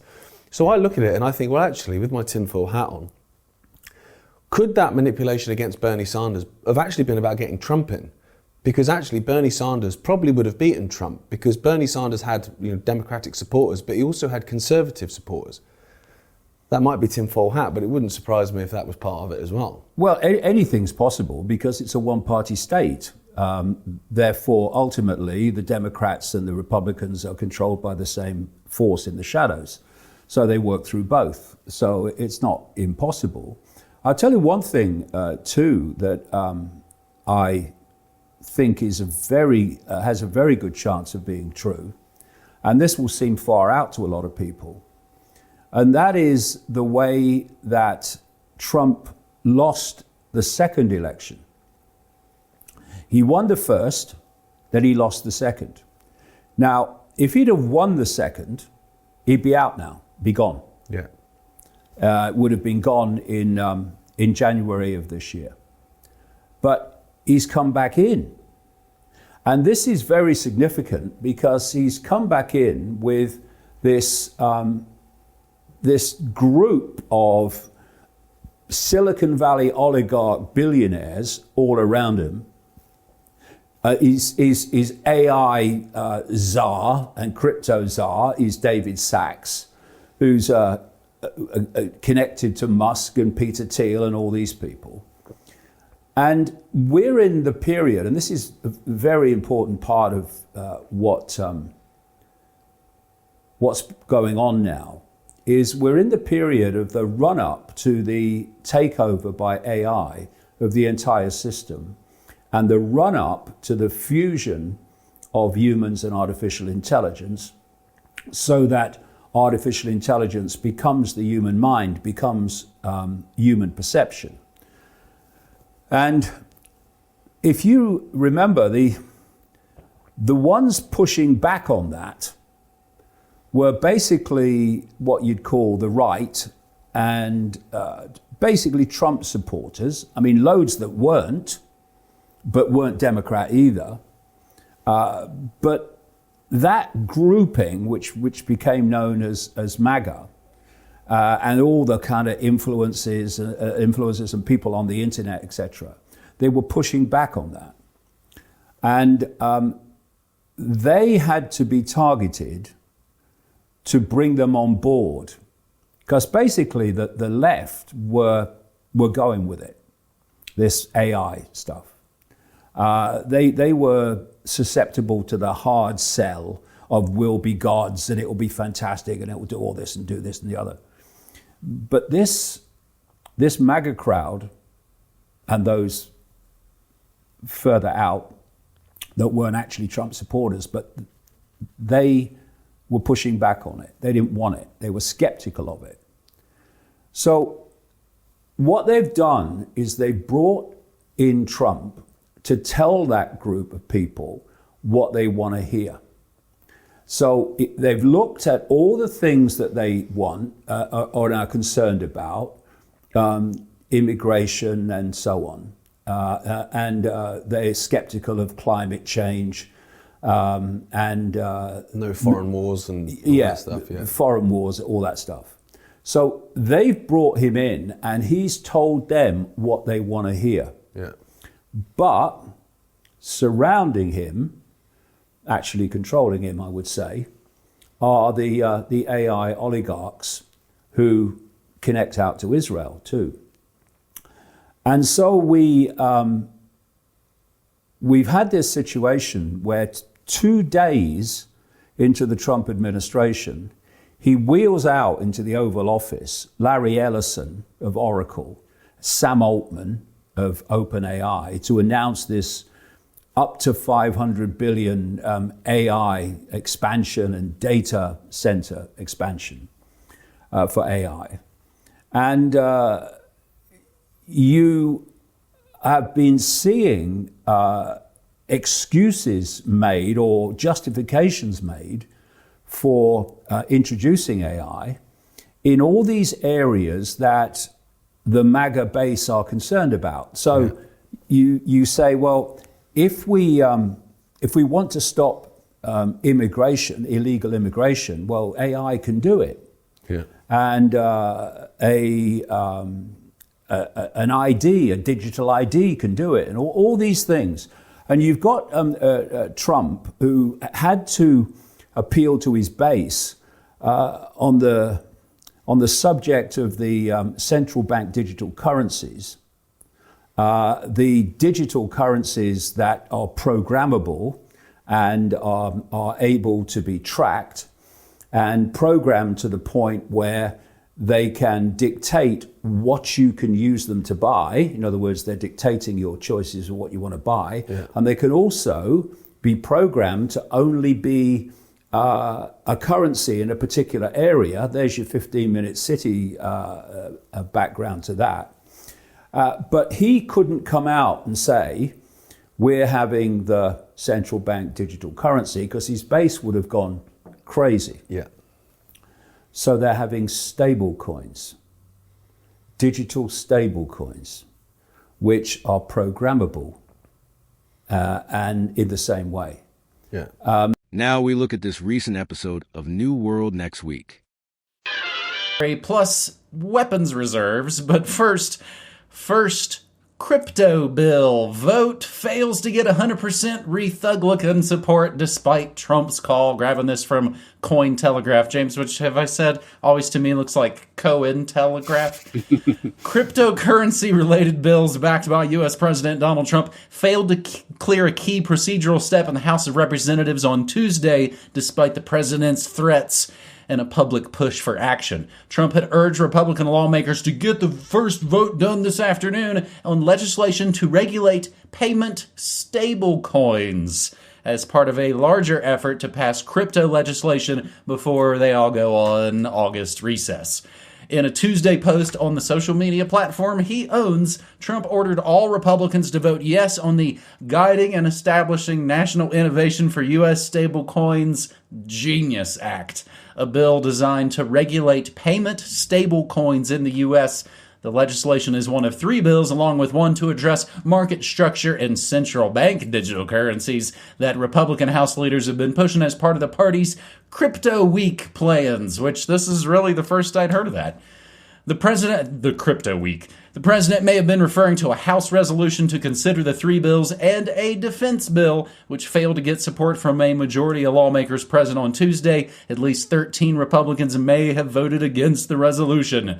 The Genius Act, which passed through the Senate in June with bipartisan support despite initial resistance from many Democrats, expected to head to a floor vote in the House. That was on Tuesday. Trump under personal scrutiny, and it's not for the only reason on this episode or this week, for his role in pushing the stablecoin legislation due to his involvement in his family-backed crypto company, World Liberty Financial, WLF, which sounds like WWF, which issued its own stablecoin and suggested a conflict of interest. Something we'd all get mad about if Pelosi was doing it. Bloomberg reported on Friday that Binance helped create WLF's USD1 stablecoin, also used by an Abu Dhabi investment firm to settle a $2 billion investment in the crypto exchange. World Liberty Financial has received a significant portion of its funding from overseas, which has brought about serious ethical and national security concerns, said California Representative Maxine Waters' office. You know you're not doing well when CNN or Maxine Waters is dunking on you. Foreign investment is not just a business deal, it's a direct payment to the sitting U.S. president with the goal of currying favor and influence within the White House. I mean, I was going to say, geriatric Congress critter crazies, who cares what they think? But they're right. Broken clock. Many Democratic leaders have responded to Republicans' push for the digital asset bills with their own anti-crypto corruption week agenda. Boo Coke, drink Pepsi.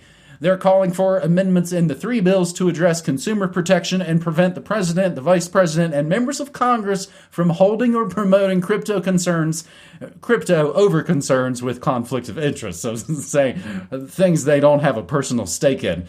And can we just say, kids, you're both just the worst. In related news, Bitcoin creator Satoshi Nakamoto is the world's 11th richest person, if they exist at all. James, this sounds like another kind of situation. Again, you talk about the Bitcoin psyop. This sounds like another situation of stealing the real and selling us back the fake. Bitcoin, in this case, being the real. You know, I would only disagree only to say, well, Bitcoin, I think, maybe used to be the real or potentially could have been the real, but I think they stole that from us too. And if people want more on that, there's an excellent book by Steve Patterson and Roger Ver called Hijacking Bitcoin that goes through exactly how Bitcoin was hijacked, and they stole that real, or at least potential real, and gave us the fake. But here's the second order of that, because the system just keeps going and propagating itself. And for people who do not understand the stablecoin psyop and what is going on right now, there's more that you should definitely learn about that. So in my own humble attempt to spread awareness of that, I recently wrote Bitcoin $100,000, What Does It Mean?, in which I talked about the stablecoin psyop and what it's about. But people who want even more depth of detail on that should, of course, go to Mark Goodwin and Whitney Webb, who co-authored a series of articles on this last year, including Trump Embraces the Bitcoin Dollar, Stablecoins to Entrench U.S. Financial Hegemony. So, long story short-ish, and you really should go to these articles for more detail on this, but this is a win-win for the oligarchs, because they not only get to continue to inflate the never-ending, never-stopping monetary bubble, and they not only get to tokenize that debt for the blockchain era, and they not only get to find a way to solve the problem of how to continue to propagate the US dollar hegemony into the 21st century amidst the death of the petrodollar, which people will remember was the system that Henry Kissinger jury-rigged in order to save the dollar after the collapse of Bretton Woods, so to keep that can kicking down the road. But they also provide a way for people like the Trumps and other families to get involved in monetizing this never-ending, big, beautiful bubble that is being blown by the oligarchs. So it is win-win for the oligarchs and the broligarchs, by which I mean ka-ching, ka-ching. Anyway, there's a lot more detail. I'll throw that in the show notes if people want to start reading in on this, but I think I'll have more to say on this in the future. James, I just glanced over at this moment as we speak. Bitcoin is right now at $118,000 right now. So it is booming, or like the meme I saw in my memers room earlier, Bitcoin's kind of booming. It's more a show that the dollar is dooming, if you will. I've heard it put in a way that stable coins are anything but, due to their inability to consistently maintain their peg to the assets they are supposed to back. This is not financial advice. I am not a lawyer. I'm James Evan Pilato of MediaMonarchy.com, and this is episode 597 of New World Next Week. And if you're wondering, if you feel like you miss out, like what's a great way that you can make some of that scratch? Sell weapons to both sides of a conflict. Trump to send $300 million in weapons to Ukraine, drawn from the Pentagon reserves. The pentagram, as I like to call it. Grabbing this from RonPaulInstitute.org. For the first time, once and future King DJ Trump set to use his authority to send weapons directly to Ukraine from Pentagon reserves. Reuters reports, citing two sources familiar with the matter, after last week's brief halt in shipments and now subsequent reversal. Until now, the Trump administration had only transferred arms that were previously approved during Brandon's prior term. Trump is likely to use the Presidential Drawdown Authority, PDA, which enables the president to quickly provide military aid in emergencies, despite long-running fears that America could lack for key military hardware of fighting its own wars against a major power. It remains that the U.S. has not fought a direct war with a great power in quite some time, going back to the World War II era. Trump this week indicated he would send more weapons to Ukraine amid intensifying Russian advances and aerial strikes after the prior week saw hundreds of drones sent nightly. More than 3 years after Russia's invasion of its neighbor, Trump's team will identify arms from U.S. stockpiles to send to Ukraine under the Presidential Drawdown Authority, the sources said, with one saying they could be worth around $300 million. This is expected to include Patriot air defense missiles and medium-range rockets, which is somewhat surprising and alarming given the amount of Patriots the Pentagon has just blown through defending Israel amid all those Iranian attacks. According to The Guardian, the United States only has about 25% of the Patriot missile intercepts it needs for all of the Pentagon's military plans after burning through the stockpiles in the Middle East in recent months, an alarming depletion that led to the Trump administration freezing the latest transfer of munitions to Ukraine. Do you remember we used to be able to say, Obama dropped the most bombs ever, he ran out of bombs, and then Trump did even worse than that. As has been noted earlier, U.S. weapons manufacturers can only produce approximately 500 Patriot missiles per year. The U.S. stockpile, they can't GMO more of them. The U.S. stockpile of air and missile defenses have been drained to aid Ukraine during the war with Russia. Missile interceptors are in short supply in the West. Trump's fresh up to $300 million infusion would reverse Defense Secretary Pete Hegseth's decision to pause shipments while a more thorough review can be made after he expressed wariness of expanding support to Ukraine, which I think a lot of people who voted for MAGA were also expressing their not support for this. Trump asked Zelensky if he could strike Moscow if the U.S. provided longer-range weapons. This seems fairly inflammatory. Trump later denied he was sending long-range weapons to Ukraine and said that Ukraine shouldn't target Moscow, now that you found me out.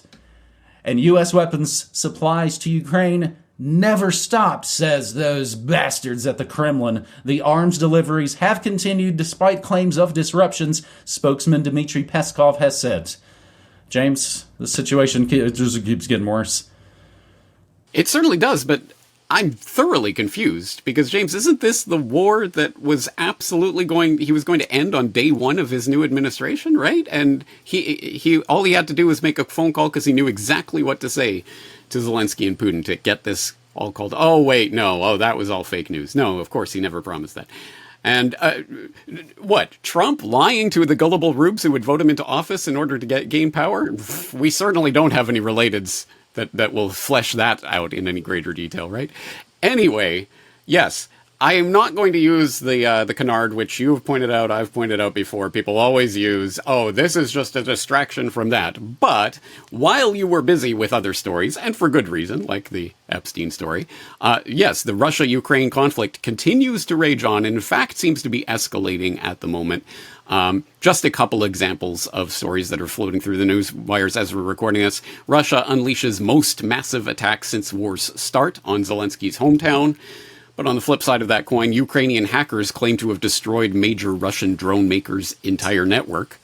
So, who knows? Fog of war, there's a lot of PR that goes around that may or may not be true. But at any rate, there are major things happening in the Russia-Ukraine conflict, and I think it deserves a bit of attention. And on that note, and especially on the note of the drone strikes, I will be writing specifically about that in my editorial this weekend, so people can stay tuned for more on this, which I think is an incredibly important conflict because it is increasingly showing us the future of warfare itself.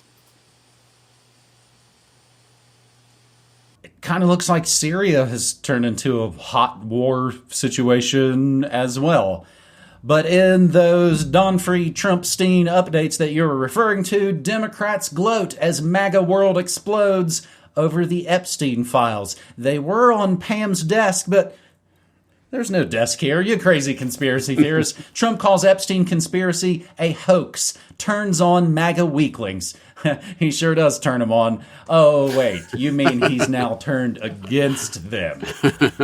That coming from The Guardian. And again, and rightly so. Rightfully so, of course. And I made the joke, last week? The Democrats don't want to look at, of course, Epstein's relationship to Bill Clinton and all of their people.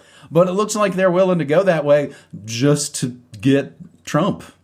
And why not? Absolutely. Our third and final story on this New World Next Week, episode 597 here in summer, and hope that you, wherever you are out there, I hope you're doing safe and sound, and then that you're not freaking out because the world would like you to freak out and think everything's going to fall apart. But you got the power within you, and we appreciate you being here. We've been doing this for over 15 years, this New World Next Week. Or have we? Yeah, we've cracked. Yeah, we're over 15 years, James. So what might seem, I guess, like a dumb summer story, and it is, but it has wider implications and again sort of speaks to the massive changes that we might see. Major League Baseball putting automated balls and strikes to the test in the All-Star game this week. Some pitchers not thrilled. The hottest topic in Atlanta this week, ahead of the Major League Baseball All-Star game. They kind of take a break and all the best players do an exhibition game against each other. None of it counts. They do the home run derby as well. It's just kind of the fun break time. The biggest topic wasn't a player or a coach or a manager. It's not even human. For the first time, the Midsummer Classic is going to be using automated technology to allow pitchers, catchers, and batters to challenge the call of balls and strikes, a system that's already been in use in the minor leagues and in spring training, but had never been put in place at a major league park. It's a technology that has the potential to revolutionize the game, a system that might forever change one of the ficklest parts of an incredibly fickle game, the ever-changing, unpredictable strike zone put in place by all too human home plate umpires. This is where we'd see the Leslie Nielsen naked gun, late calls of safe and dancing around. According to MLB, the challenge system will have the same rules as were used in spring training. Each team starts the game with 2 challenges, and they keep their challenges if you're deemed to have won your challenge. Only the pitcher, catcher, and hitter can challenge a call, and the system is put into place when one of those players taps the top of his cap twice. When a player would challenge a call, the game would pause and attention would turn to the stadium's massive screen beyond right center field. A virtual simulation of the pitch would be shown along with the box, the little strike zone. If you've seen baseball on TV, you've seen the little digital outline there, right there at the strike zone. And the technology would rule if the ball fell with or outside that box. Play would then resume after the short break. The phrase used most on Monday when discussing the technology was an iconic one in baseball lore, the human element. It's one of the things that can make baseball so perfectly imperfect, the ability of umpires like the hated C.B. Buckner or Phil Cuzzy to simply get it wrong and have a massive impact on a game. Sidebar, a pitcher is being investigated for maybe cheating, making bad pitches on purpose to help out Las Vegas. The human element is one of baseball's quirks that give the nation's pastime its identity. But you could also argue nobody likes baseball. They hate it. It's slow and boring. That's why they've added the pitch clock to speed everything up over these last couple of years. When baseball went on strike in 1994, they never, ever recovered their popularity. Basketball, ever since then, has only become way more popular in the States. Chris Sale, the Atlanta Braves pitcher and reigning National League Cy Young Award winner, said, "Honestly, for me, I like the human element. I don't think the ABS is a perfect system. I like the old feel, the old way of doing it." James, this is kind of why fight clubs get crafted. I guess so. I guess so, but I'm not misreading this. So it's not going to be every pitch is going to be judged by the robots. It's just if it's challenged, right? Correct. Yeah. Correct. Okay. If someone taps their head twice. Right. So, okay. I mean, yeah. I'm a big defender of the human element. Although, in this case, it just seems like it's just a challenge. But if and when they start replacing umpires with just this automated strike system, then yeah, I could see that. But for maybe just because I'm a blasé Canadian, so what do I care about the sacred history of baseball? But I care about the sacred history of hockey. And I will never forgive, I think it was Fox, when they started broadcasting NHL games, and they would put the purple ring around the puck so that Americans could see where the puck is, because we just can't follow where the puck is. That to me was sacrilegious. This, I don't know. What's your take on this? I've grown to love it in my later years of life. I mean, I've joked now, I was like, man, if they would have done fantasy sports in high school, I would have crushed it at math. Except I would have gone, screw you, I'm not doing your jock game and I'm not going to take part. But it honestly would have helped me with my math. I think my math got better when I was working at stores and behind counters, and we just did cash before the point when you'd run a credit card to buy a stick of gum. Everything was cash, and so I was pretty slick then. I like the old school way of doing things. I think in some ways this goes along with jazz and the Constitution as being the three greatest things America ever invented. Baseball, jazz, and the Constitution. Problematic as they all may be. Yeah, I like the old way of doing things. A clock seems to run against the whole nature of it. So many of the things we've actually been watching in honor of All-Star Week. We've been watching some baseball movies and some Ken Burns documentaries in the media monarchy community. And even the Ken Burns documentary, as voluminous and comprehensive as it is, I find myself going, oh, that's not true anymore. Oh, no, they changed that.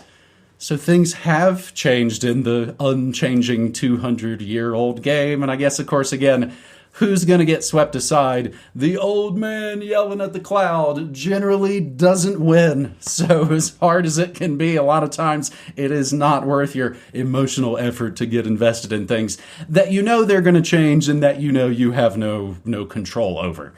You can still throw the ball with your kids in the yard. James, you've been to some games in Japan, right? You've sent me a picture or two. I have. I mean, I like the game. And, well, honestly, I could see the utility of being able to call certain or challenge certain pitches, because I saw recently Ohtani got caught looking, struck out looking. Is that how you say it? I forget in American how you say it. In Japanese, Senshin. And he lost his mind. He was going apoplectic on the umpire, by which I mean he kind of shook his head and said some words to him as he walked back to the dugout. But it was clearly outside the strike zone. And I was thinking, if they could challenge pitches, they'd challenge that one, I'm sure. But yeah, that's the level of Ohtani flipping out on somebody. Yeah. And he's one of the big things. I'd found myself yelling back at the Ken Burns baseball documentary about Babe Ruth. It's like, oh man, he's basically being replaced at this point. And that's the way the world is going to go. That is New World Next Week, episode 597. It is true. It is real. The Corbett Report 2017 Data Archive USB flash drives are in the house. They are on the newworldnextweek.com store for a limited time. That means the 2013 to 2017 bundle is available. And James, honestly, probably what's going to happen is this is going to sell out immediately, and we'll already get the backups to make sure we can keep all these things shipping. And of course, you can't just, have a bunch of information like that without having a soundtrack to learn your way forward to. I'll remind you again about the Media Monarchy music compilations. Basically 5 days worth of hand-picked episodes. You could buy 24 hours of country, 24 hours of techno. You can find all those at newworldnextweek.com as well.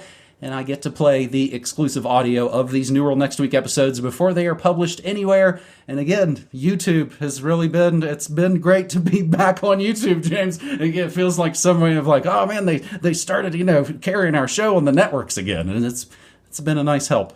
James, how are you hanging in there, buddy? Yeah, no, it's funny how that works. It's like you don't exist if you're not on certain platforms, right? No, we've been here the whole time, guys. We're still just doing what we're doing for 15 plus years, as you accurately point out, and we will continue doing it for as long as the world continues to be crazy. So I'm not suspecting that we'll run out of material anytime soon. On that note, thank you as always for the 3 stories. Looking forward to doing it again, buddy. You too, man. Take care.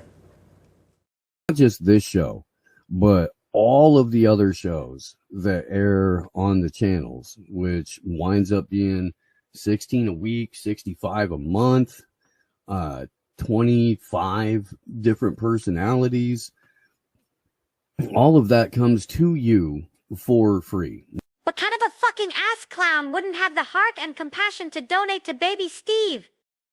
Now, let's take a look at some highlights from AM Wake Up from this week. Make sure to support and share their show to keep this great channel going. Share the show. Share the show. Share the show. Share the fucking show.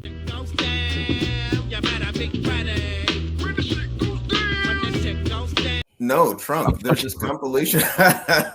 Maybe, you never know. There's a compilation of Trump just going on about like, this man, that man right there, he's got great genes. You guys get into, genes and genetics? I do. I get into that. Yeah, I get it. Just a compilation of like, what the fuck is he talking about? Genetics and genes and purity and strong genes and good genes. Like, what the fuck is that about? Okay. Yeah. No, I mean, Trump's a fucking weirdo. That's for sure. Woo. He's delivered. Is that what it is? He's been saved. Yes. Well, obviously he's been saved. White Jesus reached his hand down. Yeah. You did say that. I gotta say, folks, let's give Steve a big shout out for the last Union of the Unwanted. I thought your appearance you were the voice of reason, but the shit you were saying was not anything new. Steve was saying the same shit he's been saying, but this time nobody was angry at him for saying the same shit he's been saying, so it was good. It was good. He kept a nice even thing between Billy Ray Valentine and Miriam there as well. It was a nice. Steve was a good fit. He was a good. He was good for the show. Shout out to Steve. You know what's funny is that independently of each other, both of them hit me up the day after. That's great. No, Sarah and I were listening to that, and we're listening and going through it. I'm like, damn, like faking gay. Like, wow, what's the thing of it? And this is getting heated. Like, holy shit, this is nobody's backing down. And out comes Steve. Well, Billy Ray, I think the definition varies. And Miriam, you are correct. And it's like, Steve came through.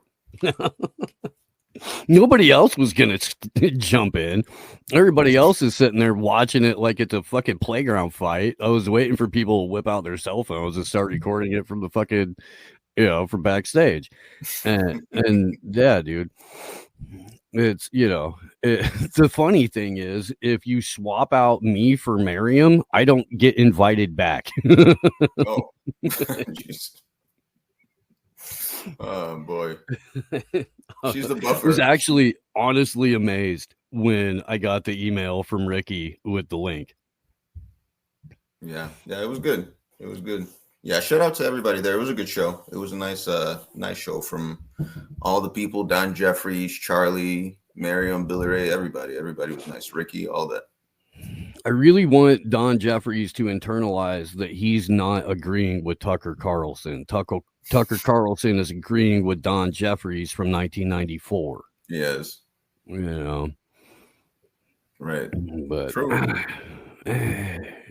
Like, dude, they're blatantly ripping off your work, not crediting you, and you're still kissing their ass because you want their audience. Like, Don, come on, buddy. You're better than that. Right? Yeah. No, that was like a month ago, Greg, where I went to join a union stream and I was wow. in the fucking green room, and then I watched Tease get added to it, and I was like, oh, well, then never mind. I'm gonna go over here now. I still have Blunt Force graphics to do. Wow. Yeah. No, I was definitely put on timeout there for a little bit, for sure. Tease, come on in. Anybody else? All right, cool. Let's roll. Like the bouncer at Studio 54, just looking right over the top of my head. Everybody else. Right. Exactly. Anybody else I got to let? I guess not. All right. Okay. Well, Velvet Rope, fuck off. Yeah. Wow. Oh, dude. It's a funny old world. It really is. It is. We live in a funny old world. Let's see. Let's get into some of the drone stuff, because I know you're only here for about half of the show this morning. Yeah. I don't know if you want to go with your article. One of the show's esteemed producers, Orwell Huxley's Ghost, had a great thread the other day, also incorporating a lot of this. So I'm gonna try to find that.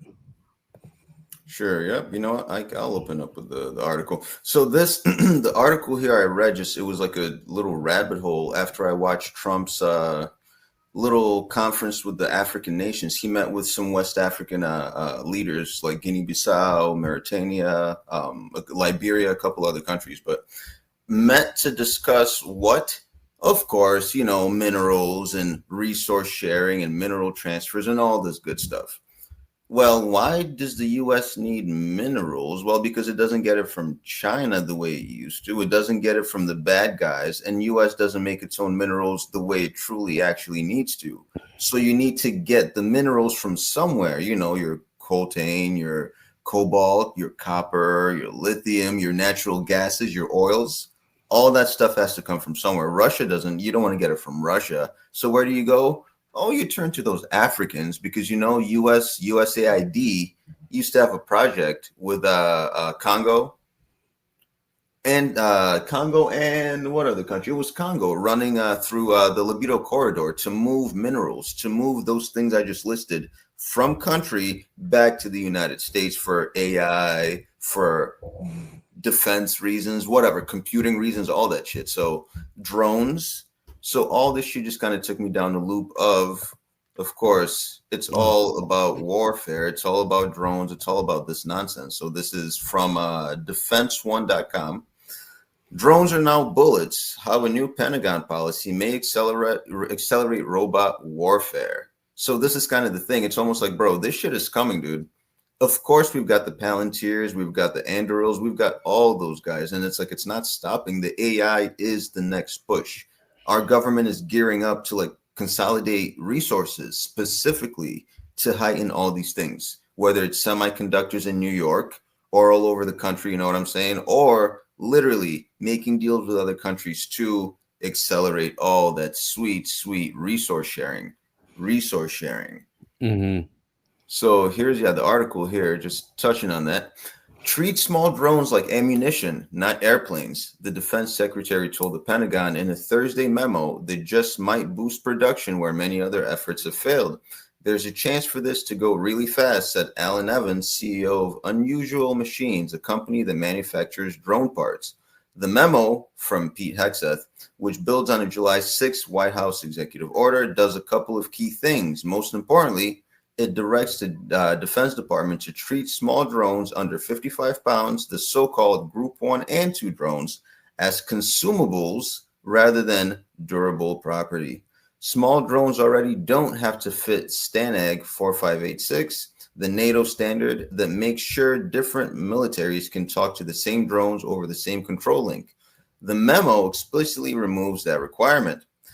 There had been some confusion, particularly in training documents. It instructs U.S. military buyers to not hold cheap battlefield drones to the same interoperability rules designed for larger, more expensive systems. So, of course, they're changing the standards of how drones get used, just furthering the drone agenda. And with this would come, I presume, further drone use, like more creation, more munitions, etc. So going back to the article, that will codify that those drones will now be treated like a munition, which makes sense when thousands of them are consumed every week on Ukrainian battlefields. And what did Daddy Trump just tell us recently about Ukraine? Are we stopping aid? Are we stopping sending shit to Ukraine, or are we still doing it? We're still doing it. So there's that. So there's all that continuation. And of course, drones are the biggest battlefield innovation in a generation, accounting for most of this year's casualties in Ukraine, Heck said Seth. So that's just a nice brief snapshot. It talks about the memo, of course. The memo also directs the services to treat drones like a resource capability at the service level. That will allow the services to deploy congressionally allocated budgets to buy drones far more quickly, rather than trying to fund lots of relatively small programs of record. This is like a circumnavigation. Instead of having a drone system, now drones are essentially used as part of something that's already there, weaponry, ammunition, whatever. So it's going to be like clockwork getting all these shits out. And what did we just read? Drones account for most deaths in Ukraine. So what the fuck is more drones going to do in a battlefield?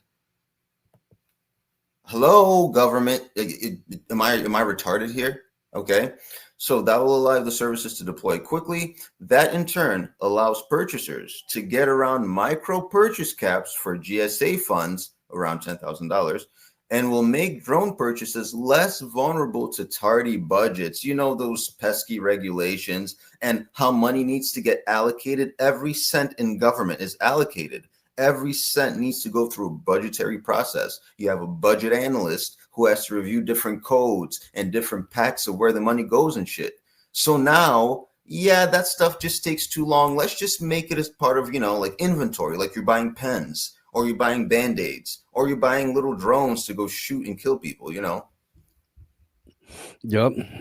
Well, and that it wasn't the memo, but Hegseth was in front of people just last week, the same time that Trump was running around referring to him as the Secretary of War, which used to be the title for the Secretary of Defense.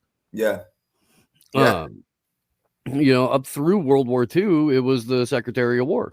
Wow. So Trump refers to Hegseth as Secretary of War. The Secretary of War comes out talking about drone dominance in the U.S. Wow.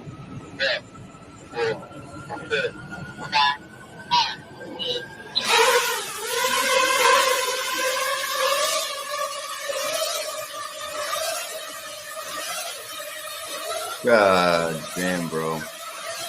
That's no good. But good thing it's all in Ukraine, though, right? Look at those things. Look at that. That looks like DMT, bro. That looks like you're on DMT. You're in the infinite space, seeing patterns of forever forming. That's what that shit looks like. Mm-hmm. Except it's man-made drones used to do whatever the fuck you want them to do. Yeah. And again, shout out to Hux for putting this together, because she found quite a bit of public information about all of this. And none of us are really glued to mainstream news, right? Like there's a lot of shit that's gonna fall by the wayside as far as what we saw and didn't see goes. But they're doing like the drone disclosure shit all over the place. This is from a few months back, from ABC7's I-Team Investigates. System designed to foil would-be mass shooters. At the suburban Oak Brook Police Department, much like other agencies, drones are deployed and directed by humans. We deploy them quite often. Just last month, the department was called to help state police track down a person fleeing a vehicle wanted in connection with a shooting. The drone's thermal imaging technology helps spot and pinpoint that person fleeing. Now the department is going to the next level with a drone as a first responder. It's not operated by someone traditionally holding a joystick. It's able to deploy itself. The drone made by Flock Safety uses AI technology that's tied into the command center and deploys on its own from a roof to specific 911 calls. Getting eyes on the ground prior to officers' arrival, that's going to be huge. In North Suburban Libertyville, several former Navy SEALs and a business entrepreneur are working on the next aerial technological evolution. Now it's locked on to Nate. As Nate presents, it strikes at Nate. So that's the show of force that we're talking about. You're watching an indoor drone designed to detect and potentially stop a mass shooting on its own before police even have a chance to respond. The drone is looking for a threat who's carrying a weapon. Members of Breakcourt Solutions demonstrating their close-quarter drone for the I-Team. Equipping drones with firearms is illegal in the United States, so the concept with this system is designed to track the threat and then neutralize the weapon instead of the shooter. Once the threat is detected, now it could begin tracking, begin following that individual, providing real-time information to first responders. The inventors don't want to... This is the dumbest shit, because you know they're going to come back and go, well, the drone's inability to incapacitate the suspect leads us to conclude that only armed drones in the hands of law enforcement and military personnel will be effective in stopping these threats. 1,000%. Yep. Let's see if they actually get to that in the Reveal report. trade secrets, only explaining that the drone can also lock in on a weapon and then strike the side of it, dispensing an adhesive. It didn't do anything. Well, there you go. There you go, Steve. It's going to bump into that shit. Right? Right? Our products have frustrated and irritated criminals from Maine to San Diego. To Gaza. Right? I did want to play this before we really got going on anything. So here's your 3 minutes of Patrice O'Neill. This is my question for life. Now, can we say, are we retiring the phrase sticks and stones? Break my bones and names will never hurt. Is that now officially? It seems like we are. I think Can you're right. no one? It Can seems no like we one are. be? Is it legal for me to say I endorse hate speech? I don't give a fuck. Yeah, I want hate speech. Yes. Like, why can't I hate you in speech? Exactly. Why? I don't understand. I don't either. I support anything as long as you're not hitting me and robbing me. Right. Hate speech. Why can't I hate you? Yeah. Why the fuck? But see, the dilemma in my head is this. You back in the 1910s, 8-year-old kids worked in the coal mine or whatever. Yeah. And people back then thought that it built character. Yeah. But then we go up to our age where our parents hit us. And now we go, oh, that built character when you hit it. So I'm saying, the point I made is maybe I'm antiquated. Maybe I'm thinking old because I don't think kids should work in coal mines. Yeah. But I do think kids should get hit. But now you can't even tease kids in school. It's bullying and bullying. Very important. So yeah. Maybe it's right. Maybe the way the world's going is right. Maybe no bullying. No, because my stepkid was getting bullied in school. My instinct was, tell her to ball her fucking fist up and knock this other bitch in her fucking teeth. That's what we heard. Her mother goes to the school, tells the principal, no more bullying. No more bullying. Because bullying is gone now. But is it right? Is it wrong? I don't know what's going on. So maybe being against it is the wrong thing. Maybe being anti the world becoming. I'm in BJ's. I saw a box of a toy kitchen. A boy was on the front. I wanted to scream at somebody. There's a little sissy on the box, on the fucking Easy Bake Oven box. Yeah, it's a boy. You know what? I think we're becoming our parents. What the fuck? You're right. You can't wrap your head around something like that. You can't wrap right. You can't wrap your head around So that. you can't even be angry. You can't quite. Look, but someone has decided that's okay now in this society to put the boy on that box. Them. Like we answering to a them. Yeah, that's not even. We don't even know. And we're not part of them. And that's that's our them. problem. We are part of the them. The them is the collective. Sure. People are mistaking opinion and discussion with hate and telling people that you can go out and hurt these people. No, you just have an opinion on something and you want to openly discuss it, but you can't. You can in this society because I have an opinion. See, legislating feelings is. I don't want white people to like me if they don't. Like, don't force them. Don't force. Don't force. Don't make white people like me. But listen, I agree. Don't put your hands on me. Don't beat on me because I'm not suggesting that. Hasn't changed a bit. You know, when I think about this attitude, this like everybody needs to like each other attitude, it for me, I can't seem to separate it from large scale behavior of countries. Like, people are a bunch of pussies today. There's not a single fucking country in Europe that could go to war right now. Not one. They are not prepared. Not financially, not militarily, not their attitude. Like, they're the biggest bunch of fucking pussies that have ever lived in the fucking history of humanity. And there to me, there's this innate connection between this pussy mindset of everybody of wokeism and the fact that countries can't defend themselves today. It's really it's scary when you think about it. No, it is. And I mean, I've had conversations over the years about how like the Great Reset kind of stuff, like the 2030 stuff, gets played out in Western countries, because there are, countries that have effectively like conquered populations for centuries, just, ideologically captured or fucking just, ground into them the authority, no matter what is legitimate, it, has the right to do whatever the fuck they're doing.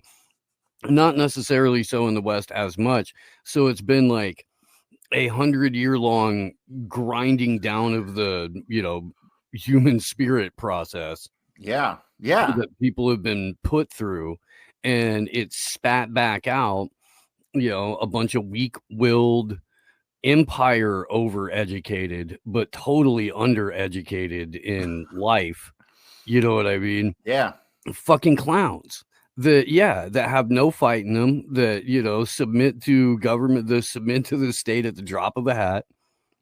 Even if they're like a little mouthy online, it's not reflective in their personal lives. That's the vast majority of all Western countries at this point. Yeah, that's scary. That's scary. Have we had any improvements in our military that we're aware of? Like, I mean, is it still a bunch of Wookiees and trannies in our military, or are they actually cracking down on that to some degree? I mean, no, that's still going on. We're shifting into warfare by video game anyway. Like, it's basically all going to be, or the majority of combat operations. Because I find myself going to be drone. Like, I'm American. I want America to win and be a good country. But I look at the shit that we're still continuing to do. We're still fucking creating wars around the goddamn world. And honestly, we deserve to have Russia just smoke us. I mean, but then again, as Americans, I can't really agree to have my country get smoked like that. You know what I mean? So I'm in this weird position where we're the aggressor. We're the ones picking all the fights, and we deserve to have our ass kicked. But then what are the ultimate implications of us getting our ass kicked? Right. I mean, yeah, because ultimately it would be either invasion or becoming a fucking, satellite human capital farm for whatever conquering country it was. Right. Because we're going to do some shit one day that's going to result in a missile hitting America. It's not happened to us yet, but someday the Russians in their submarines or somebody is going to be like, all right, enough of this bullshit. We got this one bomb that'll make it. Let's send it. You know? Yeah. Yeah. And I mean, the causal nature of things, the American government definitely has it coming to it. Yeah. I don't think people in other countries understand just how captured the government is and just how little regular everyday people have to do with the machinations of the state. But the exact same could be said for the U.S. government and Americans, for foreigners. So for the general person out there, at what point in time does the lack of ability to have any say of what goes on in the government bring us back to no taxation without representation? Because the fucking faggots who pretend to be our representatives are not, obviously. Not even trying. Not even trying, yeah. They're all loyal to Israel. Now that's another problem. What do you do when like 2/3 of your government's traitors? I mean, I know what the founding fathers have suggested. Shane, you're drunk and you have cock in your ears. I announced that Corey would be here last night on Blunt Force. Take the penis out of your ear holes. You will be able to listen better. Yeah.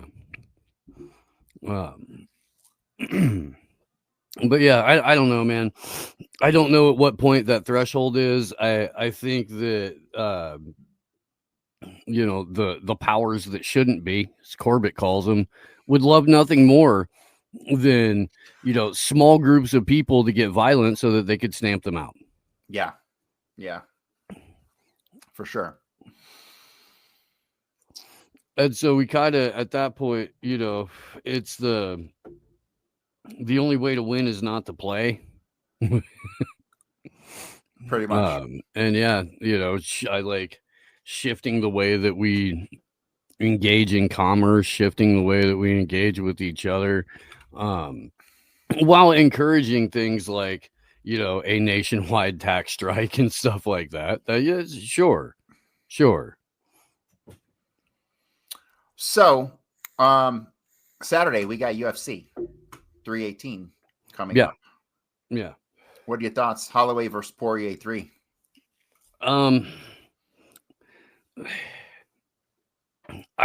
Poirier's lost a lot of his step. He's got most of his fight left. Holloway has seen some fucking better days too.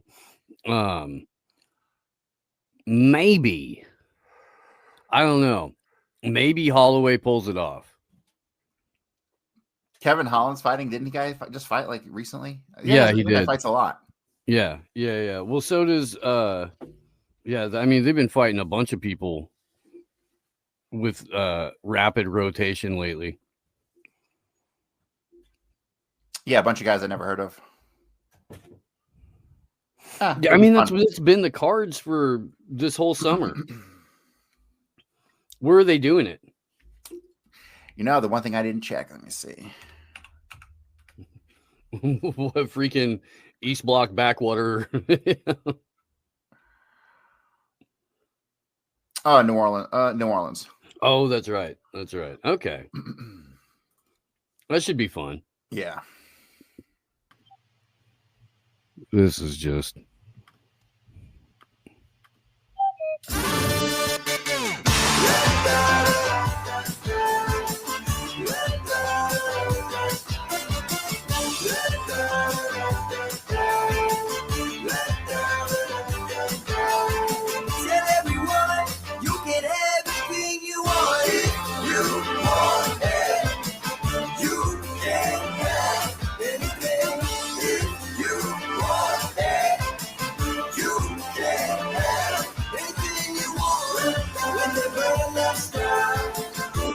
What does it do?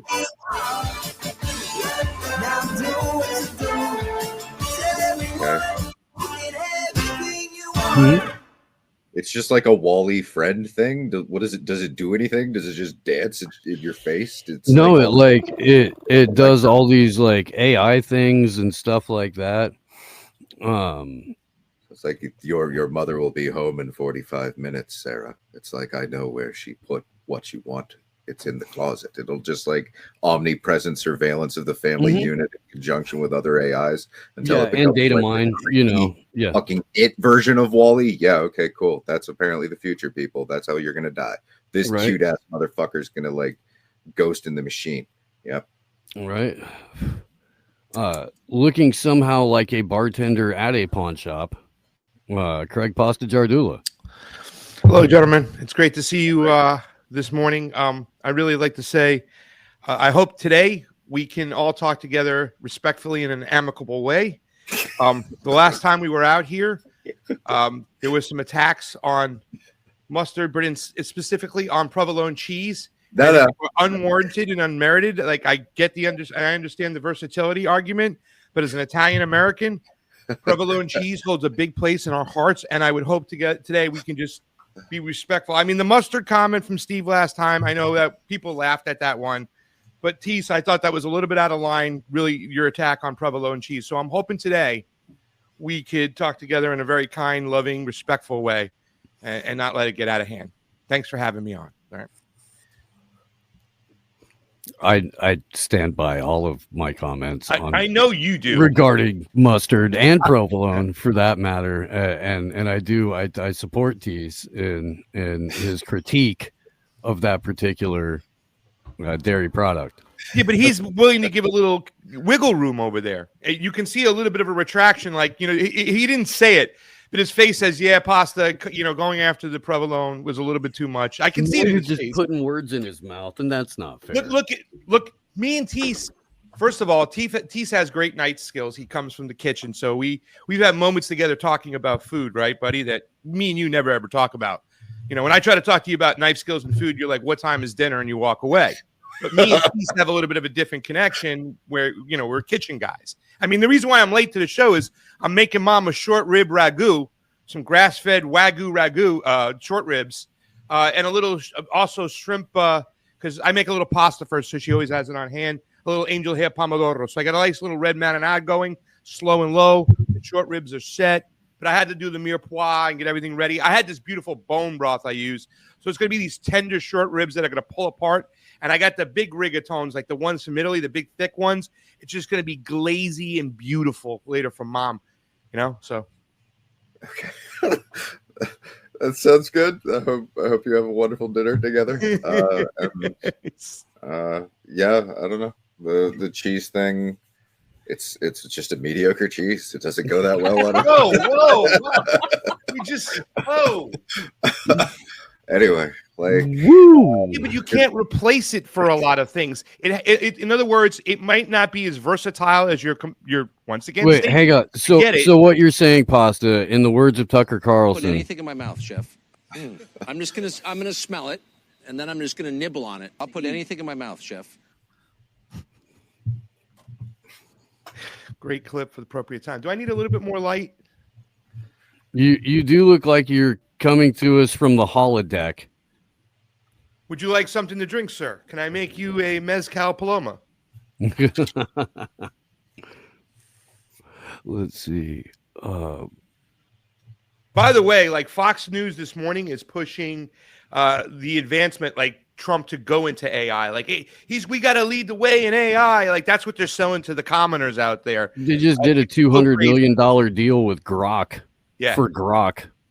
Yeah. Government Grok. Government grade Grok. The triple G.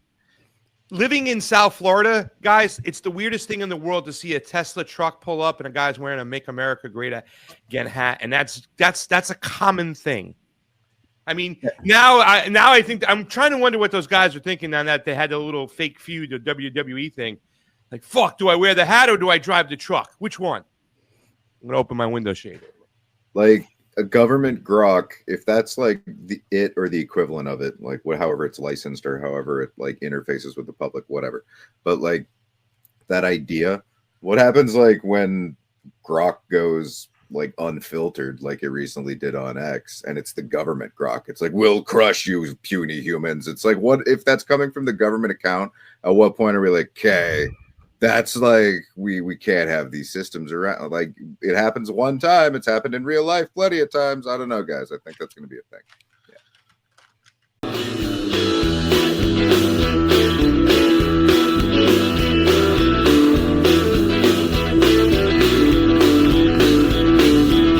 Uncle Slayton's got his Texan pride, back in the thickets with his Asian bride. He's got an Airstream trailer and a Holstein cow.